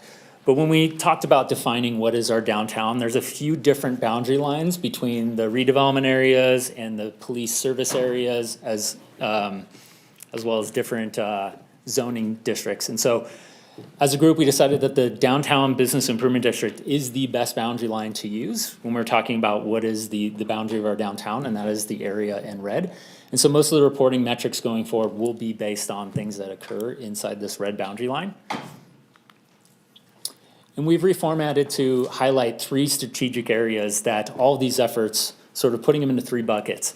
The first one is strengthening economic conditions. Second one is improving the built and natural environment, the physical environment of that area, and as well as enhancing the experience that people have when they go into that area. And so everything we're doing sort of funnels into these 3 strategic priorities. And so the first one is strengthening economic conditions. And so this is the City of Reno and its partners. We're actively creating initiatives to help attract new investment, engaging property owners, building more housing, as well as creating jobs in the downtown core. So pretty much the downtown economy. And what we would like to see as a desired outcome in the future is re-energizing the redevelopment agency, which we've already done, increasing street level activity by attracting more business activity in the area, increasing downtown residential activity, which we'll get to in a minute, as well as the amenities for our residents in downtown, and then increasing the property owner and business owner outreach efforts. So we're actively reaching out not only to business owners and future prospective business owners, but also the current property owners as well. And so to update these metrics for the month of September, I'm not going to go through every one, but I do want to call out a few of those. And the first one is we've had 2 new businesses open. That is Toll's development project at Downtown Crossing. Teriyaki Madness and Planet Smoothie have both opened in those retail units that are right up on the freeway up there. And so some new business growth. And I also want to call out the growth in residential units in the area. Just this past month alone, we've added the Ballpark Apartments in September. That was 369 units, almost 500 new parking spaces. As well as the Vintage at Washington Square, which is a senior affordable housing project. That was 205 units. And so I want to call that out is in 1 month, we've grown 574 residential units in our downtown. That is double the growth in a single month over what we've seen in the last decade. Yeah. And so in 1 month, we've doubled the growth over what we've seen in the last 10 years in downtown. That will start to have tremendous effects throughout the downtown core as we see more people moving in, walking around, frequenting businesses, et cetera. The next one is improving the built and natural environment. These are the things you feel, see, touch. This is the infrastructure of the area. And so these are physical improvements to make downtown better connected and accessible to not only recreational activities, but also travel and leisure activities. So what are we doing to make investments that increases that? And so the desired outcomes there is to improve the built environment through infrastructure upgrades. This is micromobility, this is plaza improvements. Develop placemaking initiatives to create vibrant public spaces. This is our activation program. Continue to provide regular, high-quality, proactive maintenance. This is also done through the city as well as our partner, the Downtown Reno Partnership. Implement the Truckee River Plan that was formally adopted, I think, 2 months ago. And then implement proactive code enforcement to prevent not only making sure that downtown is vibrant, but also making sure that these properties down there don't further deteriorate into an even worse situation. So we want to make sure that we're actually holding the property owner's value in context so that we make sure that their property isn't falling behind. And so some things I'd like to call out on this one is we've completed 2 restore projects in the downtown area. If you've gone by the National Automobile Museum, you'll notice all brand new landscaping as well as some trees that were planted in the area. That was a restore project.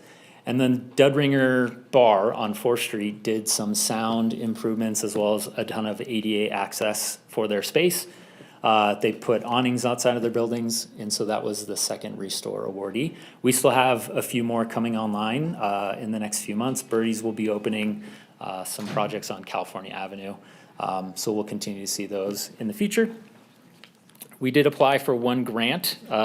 Even though this wasn't downtown specific, this is a grant for potential pedestrian bridge from Dickerson Road to Idlewild Park. Although it's not in downtown, that bridge will directly have an impact on how people utilize the river for the benefit of downtown, so we called that out. And I will note that proactive enforcement went from 30 in August down to 3. This is because we did proactive code enforcement fairly hard the last 2 months, and our code enforcement officer has been working with those cases to get those remediated. So this month September has been focused on working with the property owners to solve those current code cases.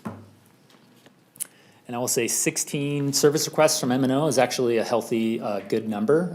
That's kind of where we want to be in having our service requests taken care of.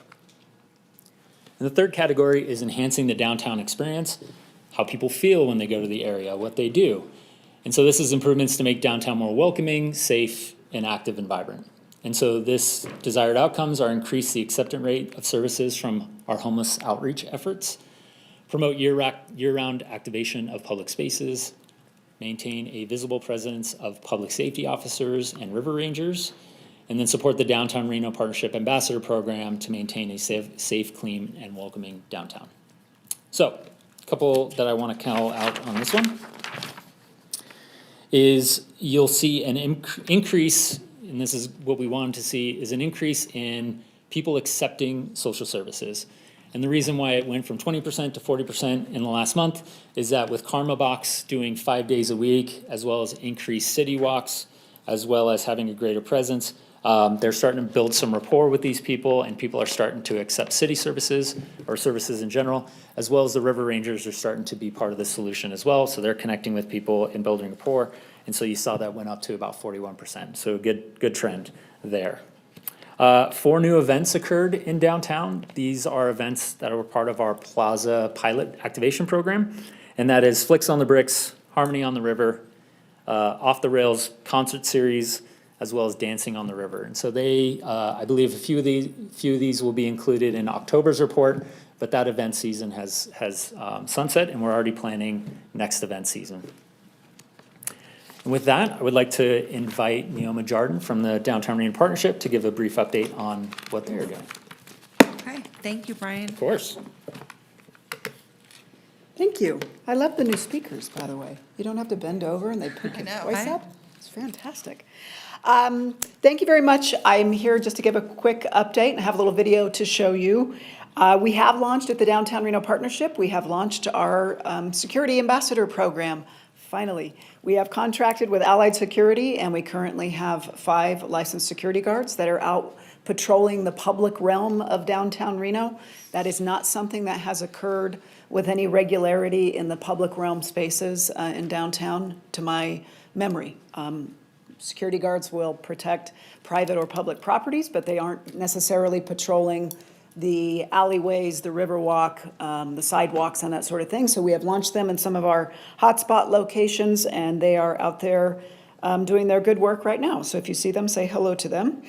We are so excited. Thank you, council members, for the new trash cans that are on order. In about 2 months, you will see in downtown 2 to 2.5 months. I'm stealing the thunder from the staff who is working on this, but double the number of trash receptacles in downtown that currently exist. I know everybody talks about the importance of infrastructure, and you can't have a clean downtown if you don't have the proper infrastructure and receptacles for the trash. And so just imagine on 4th Street, you can go from Virginia to Keystone, and you will see currently 1 trash can. 1. You're going to see that quadruple. So we're so excited to have that, and we'll be able to brand them by their districts with some creative art to make them an art piece as well as a functional receptacle. We did a lot of great work with the city of Reno, RPD. I know your housing folks with the displacement of the individuals from the Lake Camille Lodge. That was not something that was planned. I know it was planned as in the results of the inspections, but it required a number of different entities to come together to help relocate the individuals, and we helped to drive individuals to shelter and other housing opportunities. We have definitely noted at the Downtown Reno Partnership in the last about month an increase in police presence and cooperation and collaboration with all of our ambassador staff. Just this morning on the way here, I had some of our ambassadors go, we're really seeing an increase. We always want to see more foot traffic and walking police for sure, and we're starting to see some of that, but definitely the response to calls, the collaboration, the shortened response time. We are, and our 28 ambassadors are definitely noting an increase in that. We've also noticed with the river rangers, the instances of really large volumes of trash and encampments is reducing. That's reducing because there are eyeballs and presence that are keeping things from sort of establishing on the front end and having those cleanups not be quite so monumental. I know that's a work in progress, and we're excited to see that come to fruition. Also, our second building at the 40 East 4th Street location, we're almost completed with our tenant improvements where we can expand our ambassador services and our presence in those buildings. Why is this important? It allows us to increase the space for our ambassadors. We're going up to about 36 ambassadors with our security personnel, so that's a big deal. And we will move our administrative offices into the Pavilion B space, which is also the retail and investment attraction center for downtown. So when we're looking for those retailers, that grocery store, those things we want people to invest in downtown, we actually have a location where we can meet and show them all of the properties, what the zonings are, what the lease options are. We actually will have a space to do that. So we're very excited to have that open. And again, we're so excited to have the dedicated river rangers on board. They're making a difference already, and I can't wait to get all 5 on board. So with that, I think we have a video to show you. We are launching our Positively Downtown campaign. And to just, in a nutshell, what this is, there are many amazing things that are happening in downtown Reno. There are districts that are thriving. There are businesses that are really doing the good work. There are people that are making a positive difference in downtown. Sometimes that can get lost in some areas that still have areas of improvement and growth. We're not naive to those things that need to be improved on, and we're all sort of swimming in the same direction on that. But there are a lot of good people doing good things in downtown Reno. So we launched this campaign in collaboration with Design on Edge, and this is an opportunity for the people who love, invest in, live in, students, employees, to tell their stories about what they love about downtown. So here's a little video. As he's loading this in, if you go to Downtown Reno Partnership on the YouTube channel, our YouTube channel, you will see a number of videos about all the great things that are happening downtown. Just a little sample of some people that have already told their downtown stories. We had Scott Dunseith with Home Means Nevada told his story. We have the Pioneer Center. We have the Automobile Museum. President Sandoval did a video for us. And it really is so all of you who have a business, live in, love downtown, and are doing the work to improve it, we want you to tell your stories. If you can't tell, I'm stalling. You're allowed.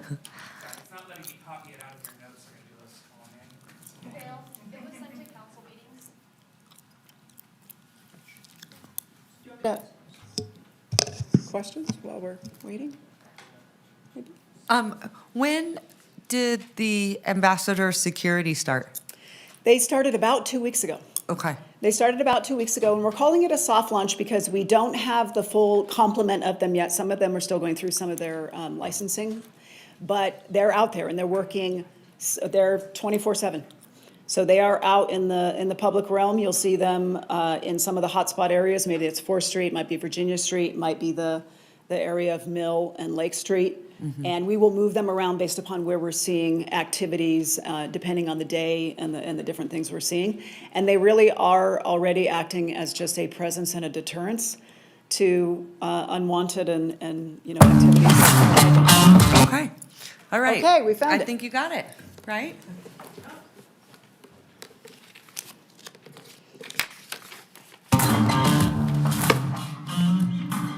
Grab a slice, hitch a ride, get a rush, and roll the dice.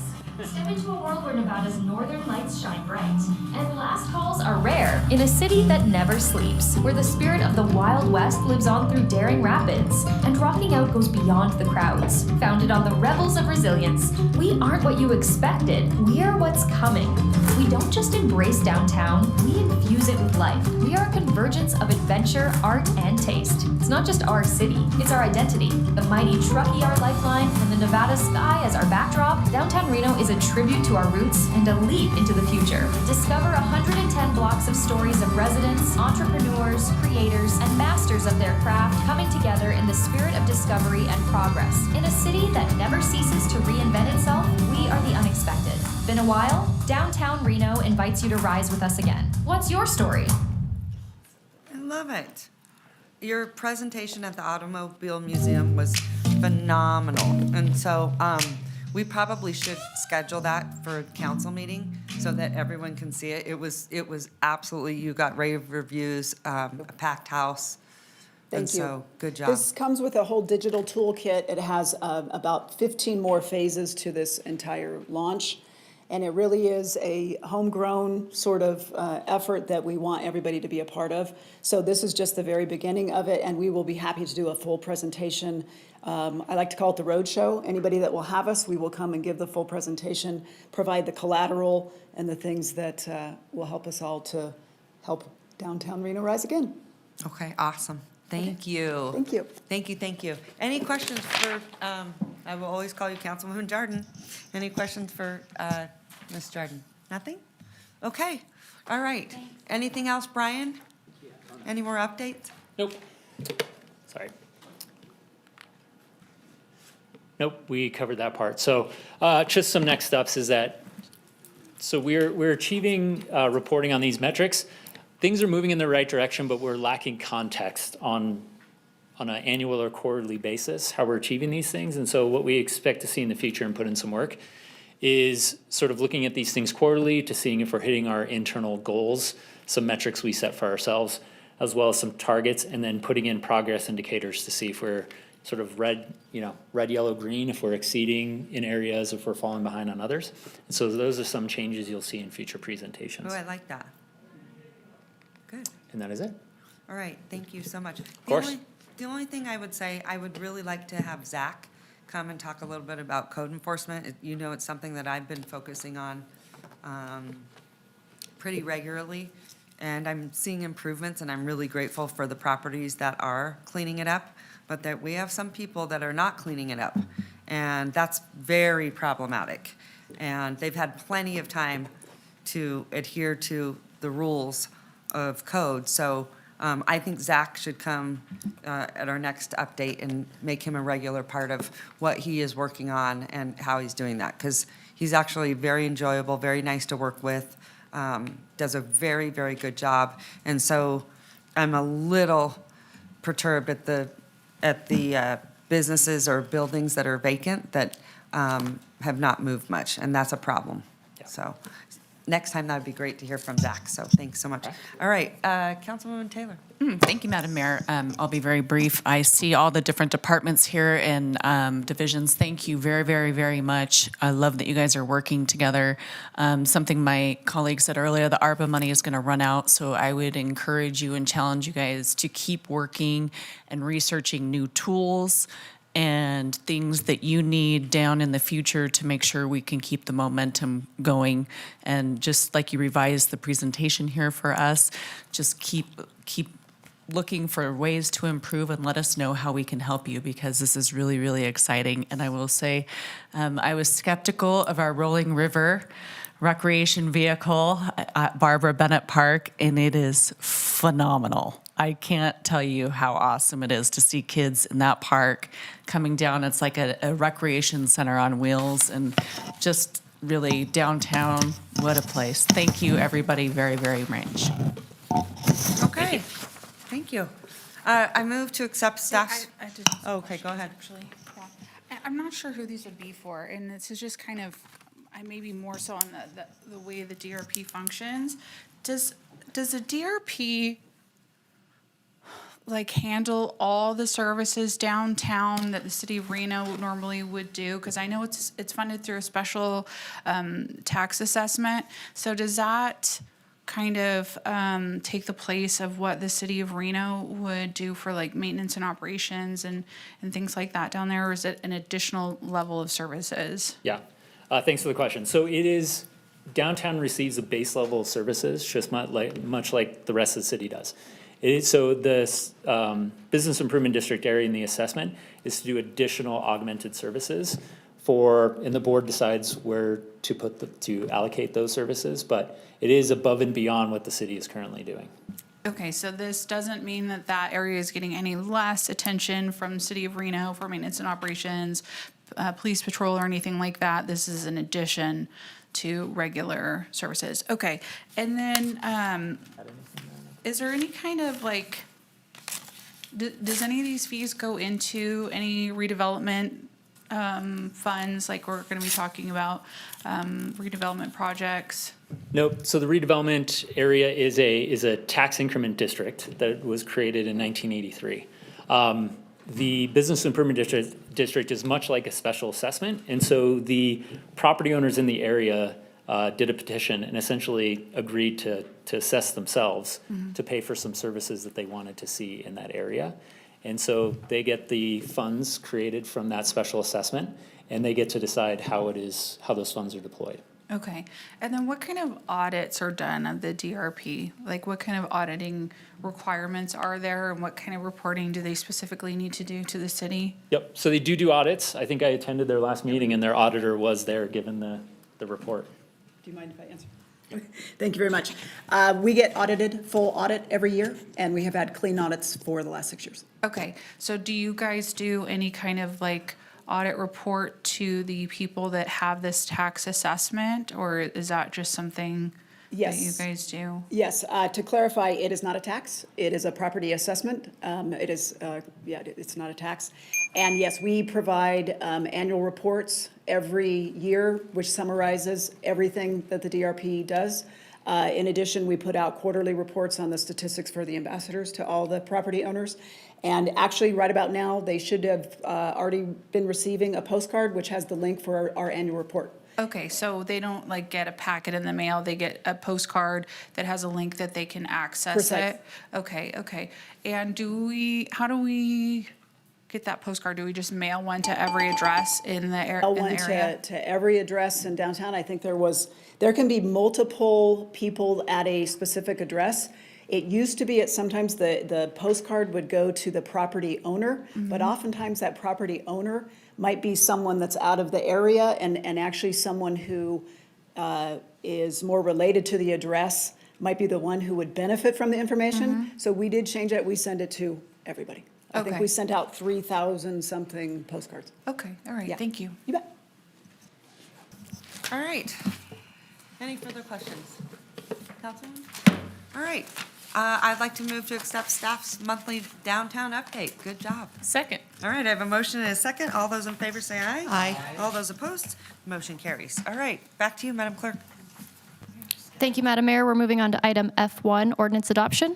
Okay, do we have any public comment on this item? We do not have any public comment and have not received any correspondence. Okay, I'm going to send it over to the one and only Carl Hall. Go ahead. Thank you, Madam Mayor. Ordinance adoption, ordinance number 6686, and ordinance authorizing the issuance by the City of Reno, Nevada of its general obligation limited tax capital improvement refunding bonds, additionally secured by pledged revenues, Series 2024, in the maximum aggregate principal amount of $26 million for the purpose of refunding certain outstanding obligations of the city and providing other matters relating thereto. All right, thank you so much. Any questions from council members on this? I just want to compliment our staff, a really good fiscal move. I believe they're saving something like, I'm sorry. This is about refunding the bonds. And my understanding is they're saving something on the order of 500,000, but that's correct. And so these are the opportunities we look for. This is good fiscal management. Our staff should be complimented. Our council should be complimented for pushing our staff to continue looking for these opportunities. So kudos all around. All right. I'd like to make a motion. Thank you. Please. Yeah, I'd like to approve item F1, the refunding of approval of an ordinance authorizing issuance by the City of Reno of its general obligation capital improvement refunding bonds in the amount of $26 million. Okay, thank you. I have a motion and a second. All those in favor say aye. Aye. All those opposed? Motion carries. Okay, item F2. Do we have any public comment on this item? Thank you, Madam Mayor. On item F2, we do have 2 public commenters that have registered. Okay. Greg Morrison and Tracy Wilson.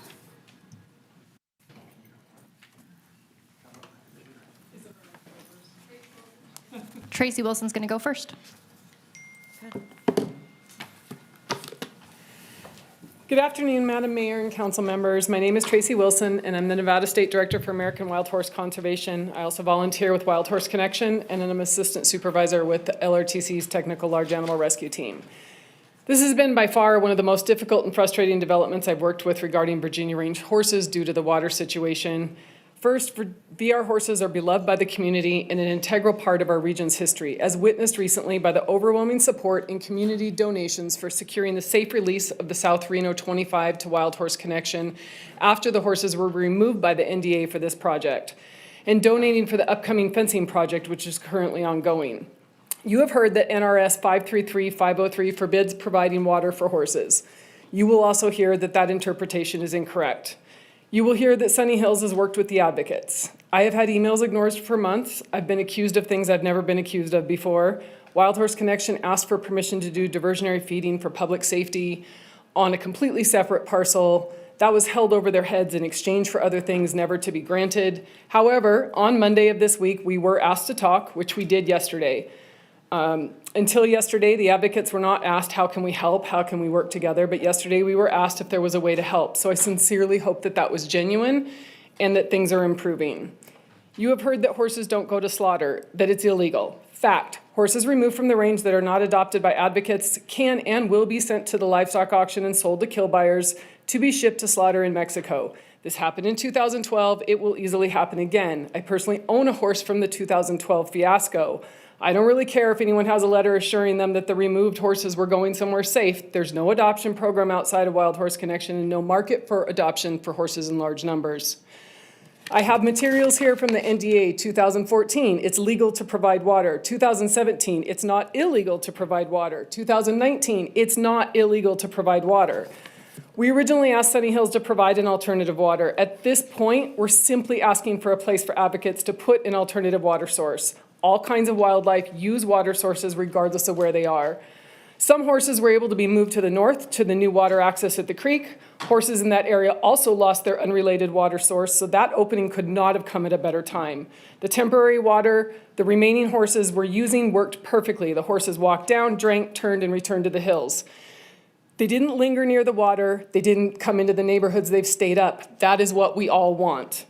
Mostly I'm saddened that this is where we are as a community, that allowing animals to drink water has become a hotly debated topic, both at the local and the state level, and that we are questioning this basic right to life instead of being able to apply basic humanity. There's a lot more coming our way as a city. South Meadows Crossing, Steamboat Creek is just the beginning. I've seen the plans for the development up the hill, and I'm sure you have too. Whether 5, 10, 20 years ahead, I ask you not to allow a precedent to be set saying that we can't provide basic life sustenance of water to animals as development creeps further into their habitat. Thank you. Greg Morrison.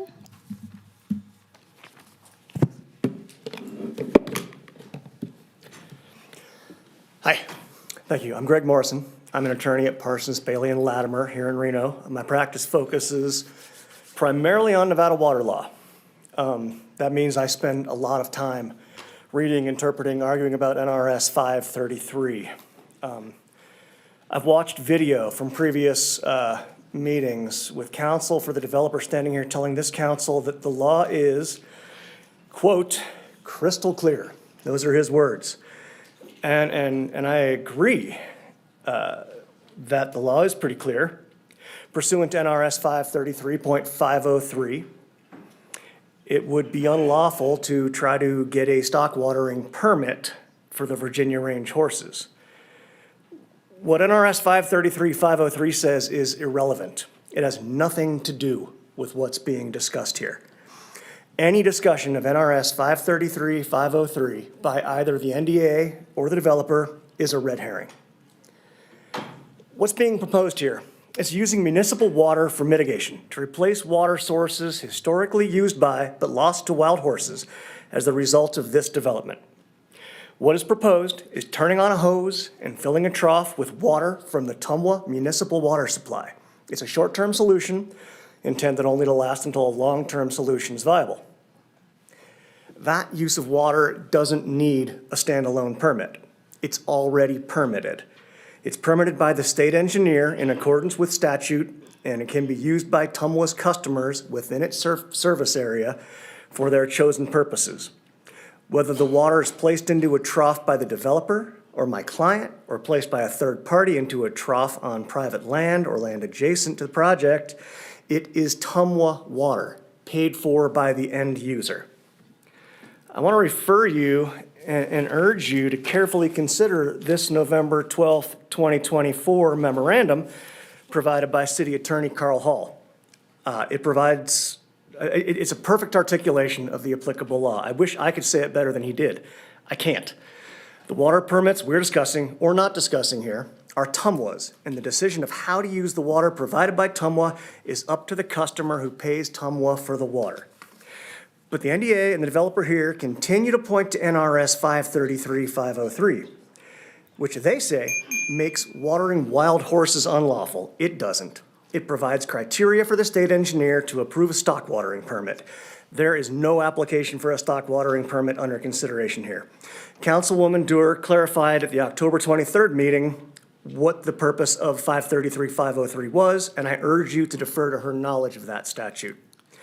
Putting municipal water in troughs is not pumping water under a stock watering permit, nor would it require a permit for the developer to do that. Thank you for your time. I've got a couple more things to say. All right. I assume both the developer and the NDA know that 533.503 has no relevance here. Both are relying on it as a pretext, because in a vacuum, it can be shoehorned to seem to apply, but it doesn't. Nothing else in NRS Chapter 533 precludes this proposed use. Nevada water law is clear, and Nevada water law allows putting water into troughs for horses. Thank you. Appreciate that. It's nice to have someone that's an expert in that field. Appreciate that. Okay, good job. All right. Madam Mayor, for the record, we also received 5 comments directly associated with this item prior to 4 p.m. yesterday, November 12th. 3 letters in opposition and 2 letters of concern. Those have been distributed to the Reno City Council. Okay.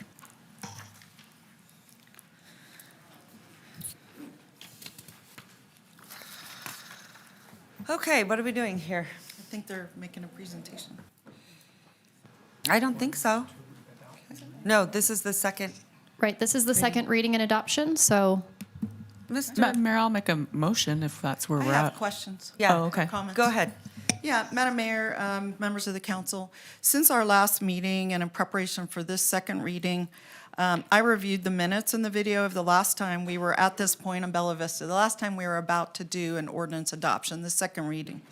And there were many questions, and I have many of the same questions. The result of that deliberation, which was the second reading, was that the ordinance was denied. Four of the members here, you, Madam Mayor, myself, Councilmember Reese, and Councilmember Breckus all voted to deny that permit. Why? We voted on the record because there were many questions. The motion was made by Councilmember Delgado, and this is what he said. He said, where is the third-party mercury assessment? That was brought up by Ms. Rodemeyer, if you remember. A lot of concerns. You were particularly concerned, Madam Mayor. There was a question about the wildlife mitigation plan to be in concert with our master plan. There are 7 policies in our master plan that speak to the need for this, and there was no wildlife mitigation plan. This was brought up by Tina Nappi, and Councilmember Delgado agreed. There was a discussion of a horse watering plan, and our attorneys had recommended that that be outside the permit, but still take place, a coordination between the applicant and the wild horse. In the 5 years since then, that has not occurred. In the last 3 weeks, you asked, Madam Mayor, at our last meeting, that the applicant work with the Wild Horse Connection. And they did not get an invitation to do that until Monday, and I think they met on Tuesday. I don't know the outcome of that meeting, but I understand nothing is resolved. And then finally, 2 final points. At the last time we discussed this, there was an offer by the applicant for a $500 per home contribution to the Affordable Housing Trust Fund, and I haven't heard anything about that yet. It was right on the record by the previous owners. And then finally, you just heard from a representative from Parsons Bailey about the inapplicability of this NRS 533-503. To put that to bed, Tumwa was very concerned when they heard our attorneys seem to say that that was correct. And we had a meeting. I'm chair of Tumwa, so the representative of Tumwa, their attorney, Gordon DePoli, their internal counsel, our 2 attorneys here all met on Tuesday. And I believe Mr. Shipman has provided a revision memo to that policy, and I'd like to ask him to speak to it and what is really going on here.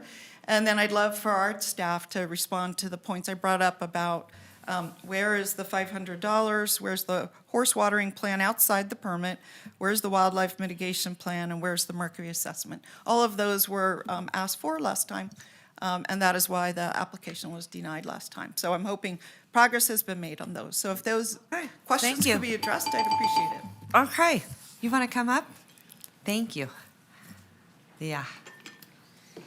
Good afternoon, Madam Mayor, members of the council. For the record, my name is Leah Picotti, and I am an associate planner with the City of Reno Development Services.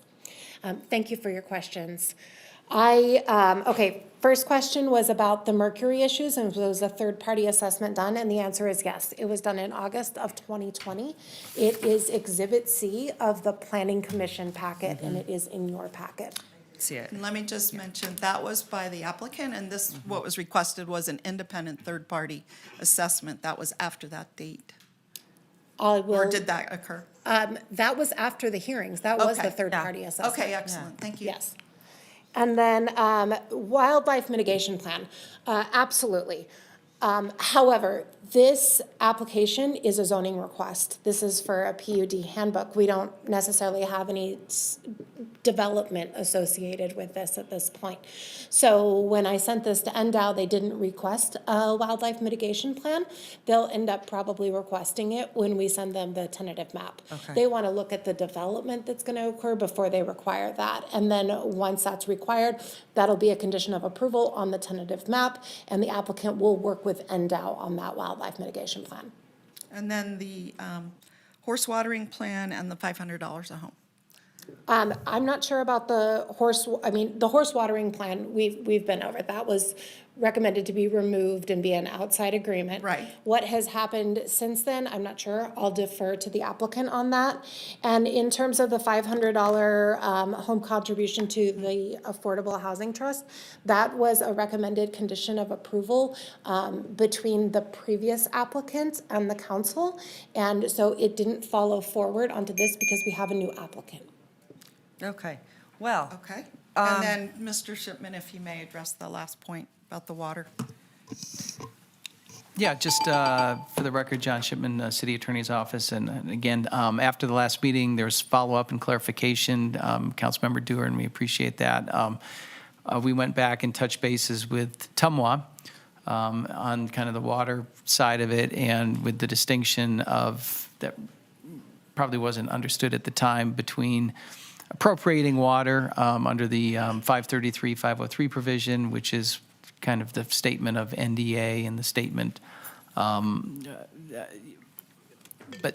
again, what that refers to is the actual appropriation of water for livestock. But what is actually being discussed here was use of municipal water to do that. And in consultation with Tumwa, we understood their concerns. We went back and we circulated another opinion.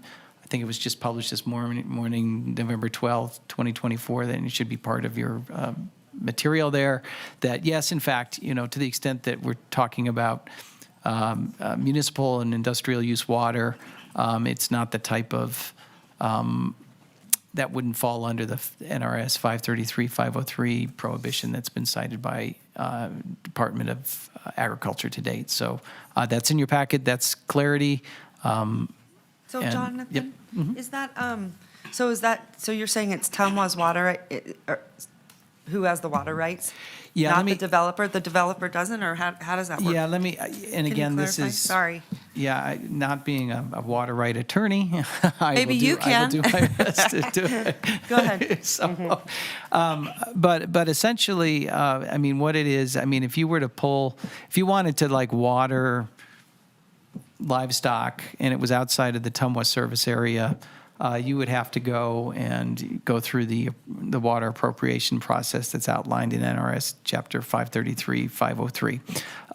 And then you would have to say, this is what we want to use the water for, and then that would trigger, potentially, that would make it difficult potentially for a person to water feral livestock, which is, and I'm using these terms as I understand them, that are owned by the state, and so potentially the state engineer could not issue a permit for that water. Alternatively, if you have a situation where the Tumwa boundary is extended to provide essentially water for a project, and then the owner of that project or the property owner wanted to fill, as was discussed, a trough with water for the horses, the wild horses to drink from, you can do that. I mean, there's no requirement, there's no prohibition against doing that. And the fact that it's municipal water doesn't trigger the 533-503 process. Again, I just want to be clear, though, it's still the position of the city's attorney's office that we cannot require the developer to do that. And if there were to be that sort of arrangement, that would have to be outside of the land use entitlement that is being granted today. Okay, thank you. Yep. Appreciate it. Mr. Gordon, your turn. Hi, Madam Mayor. Good afternoon, good morning still. Good morning, council. A couple issues. First of all, Garrett Gordon on behalf of the applicant. Two issues here. Number one, you just heard from the city attorney. We agree with them. You can't condition us to water feral livestock owned by others. That would be a taking and not legal. So we agree no additional condition should be added. On the other side, and being a good community partner, yes, Madam Mayor, you asked me to reach out to the organization. I did. We had a Zoom call. Thought it was candid, open, honest, productive. They sent over a proposal. I sent that to my clients to review. I asked if we could have a follow-up call later this week to discuss access, water, other issues outside the purview of this handbook amendment. I commit to you on the record. We'll continue to work with them, try to find solutions.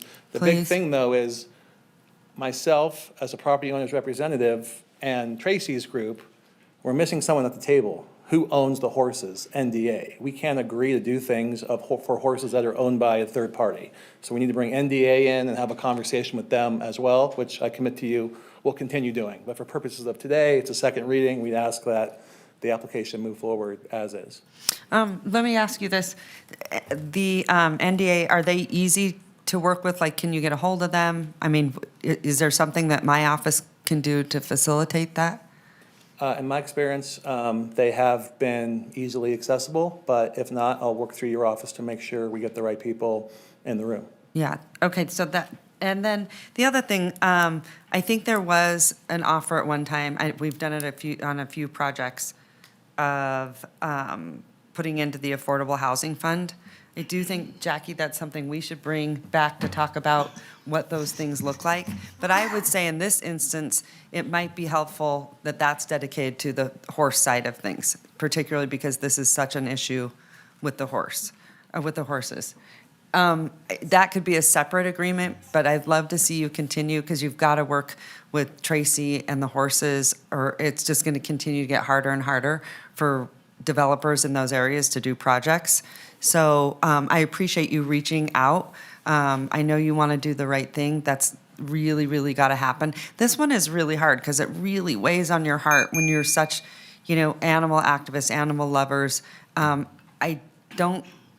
It sounds so simple, yes, like let's water them. And then I hear from other experts, well, when you do that, they become reliant on it. And then whenever it stops, that's whenever it becomes really problematic. And then I also hear that it's not good to have them, in our developments because it's dangerous to humans and to them, right? We've seen those horses abused by humans as well.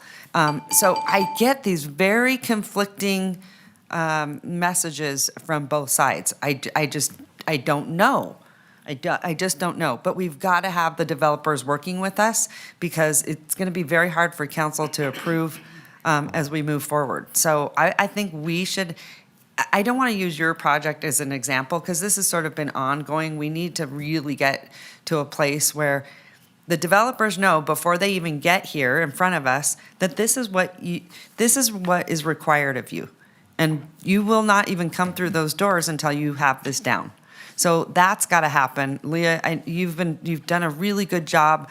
Maybe we could maybe do a special meeting on this or something like that. But I think we have to have better clarity because then I think you get in the crossfires because you're doing everything right, and then all of a sudden you become the bad guy. I've seen some of the stuff on, that's been sent to my office and the social media on both sides, and it's become so adversarial, and that's just not good, and it's not good community partnerships, and especially for the horses. But we have to have compassion for our animals. We just have to. Or livestock, whatever people want to call them, but they are, they're breathing, living animals, and so we need to do what we possibly can. You're an animal lover. I mean, do you feel the same way? Like it's a tough situation. I do. It is tough. It's hard to thread the needle between the needs of the developer, the community for housing, the animals, the activists, and the law. I've asked staff to go ahead and get us something scheduled so we can have a broader conversation about it and come up with some solutions that will be known to all. Yeah, absolutely. And I appreciate your expertise coming to the table because that would be more helpful to have someone with the water rights expert. And I would say, Mr. Gordon, reach out to this man here.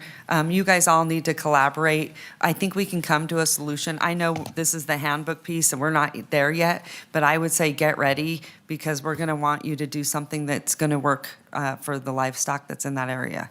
Absolutely. I'll make sure to work with everyone. Thank you so much. Thank you. Really appreciate it. Madam Mayor? Yes. Thank you so much. And then in my second comment, I just wanted to say, you made some really important points that this is really not about horses per se. This is about wildlife in general. And to your point, it's inhumane to cut off animals from their last major water source. And we have 7 separate policies in our master plan that speak to that. And I think Ms. Bacati mentioned in future permits, which is a tentative map, that this is the opportunity to begin to address the wildlife issues and come up with a wildlife mitigation plan. There may be a separate discussion of horses, but any tank that is used for horses is also used for all wildlife. And that we have pictures of horse tanks being used by bobcats, bighorn sheep, and all the animals that are in the Virginia range. So I don't want to lose sight and get too hyper-focused on horses and NDA.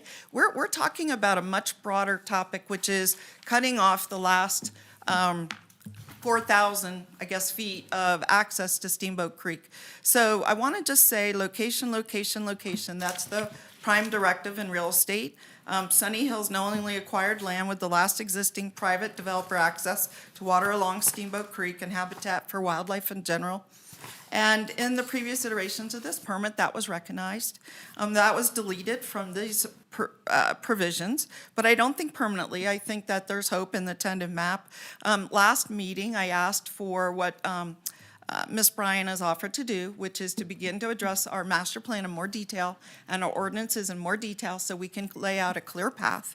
But I do think, even given the existing provisions in our policies, that the lack of a wildlife management plan at this point or mitigation for loss of habitat and water is a glaring omission. It's also been mentioned that our fencing provisions have forced the developer to kill horses. In other words, we required them to fence them out and therefore they died. Somehow that's our responsibility. You're not supposed to come to a contrary conclusion. The fencing requirements are designed to protect horses. They are not designed to hurt horses. So anyway, the bottom line is that I don't believe at this point, just like the last time we reviewed this 5 years ago, that I can support this ordinance because of the omissions. When Oscar Delgado made his motion, he asked that the applicant work with the council and our staff, and they were out of time. They had 45 days to do the second hearing, and they were out of time. So he motioned to deny the permit.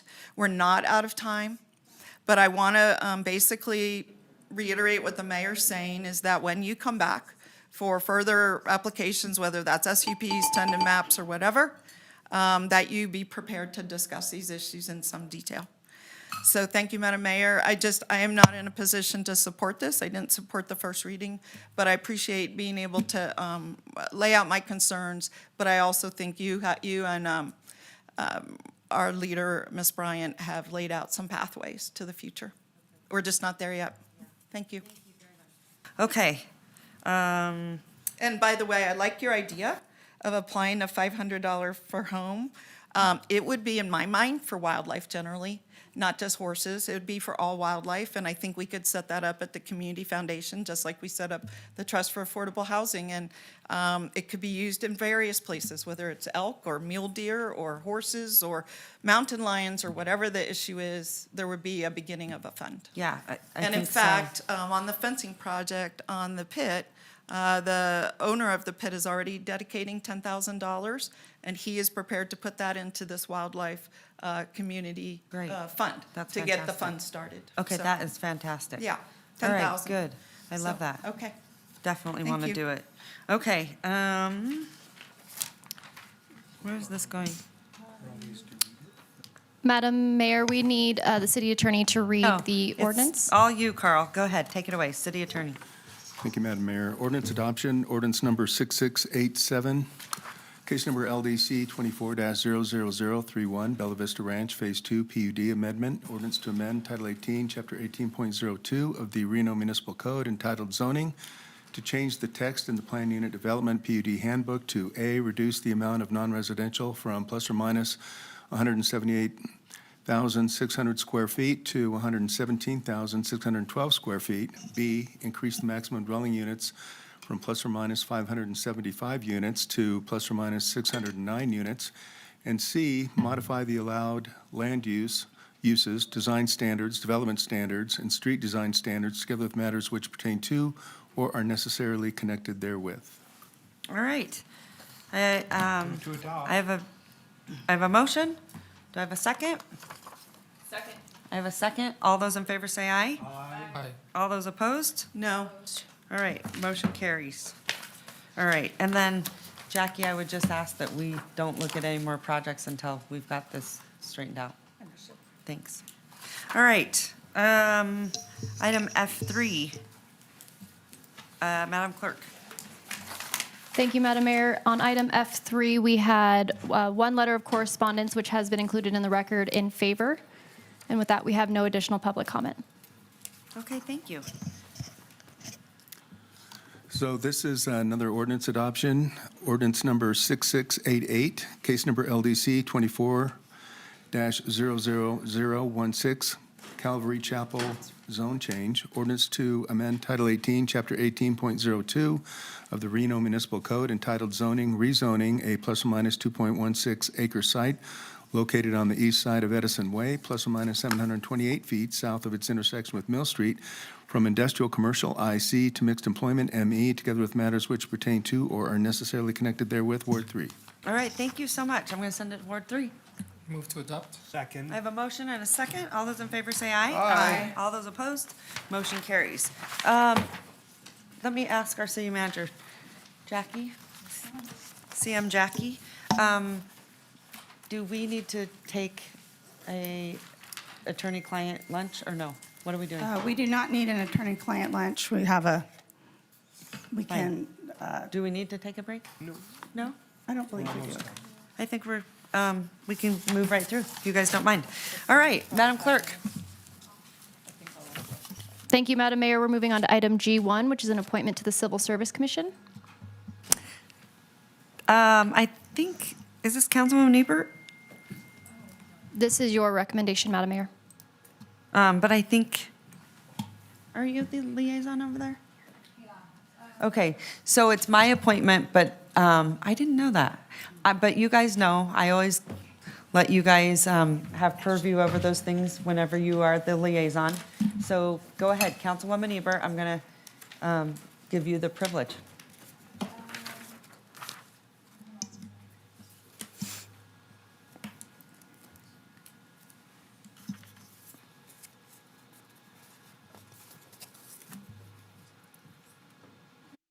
I'm sorry, can we continue this? Second. I have a motion and a second, and I would just say someone that is on here, just for future reference,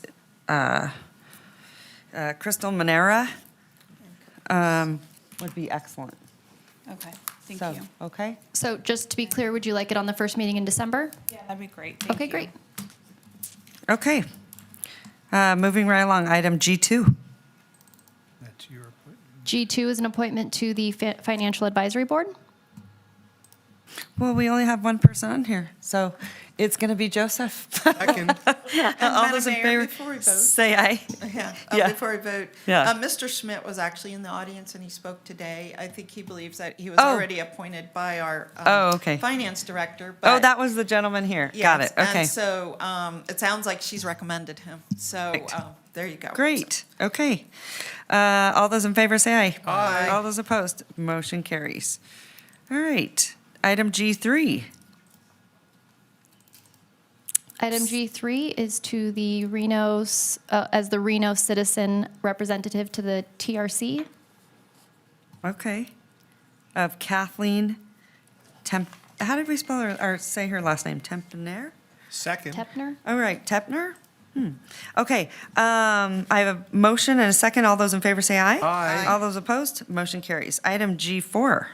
This is Ward 4, NAB. Yeah, I'd like to appoint Ernest Burdick and Kelly Orr at this time. Okay, I have a motion and a second. All those in favor say aye. Aye. All those opposed, motion carries.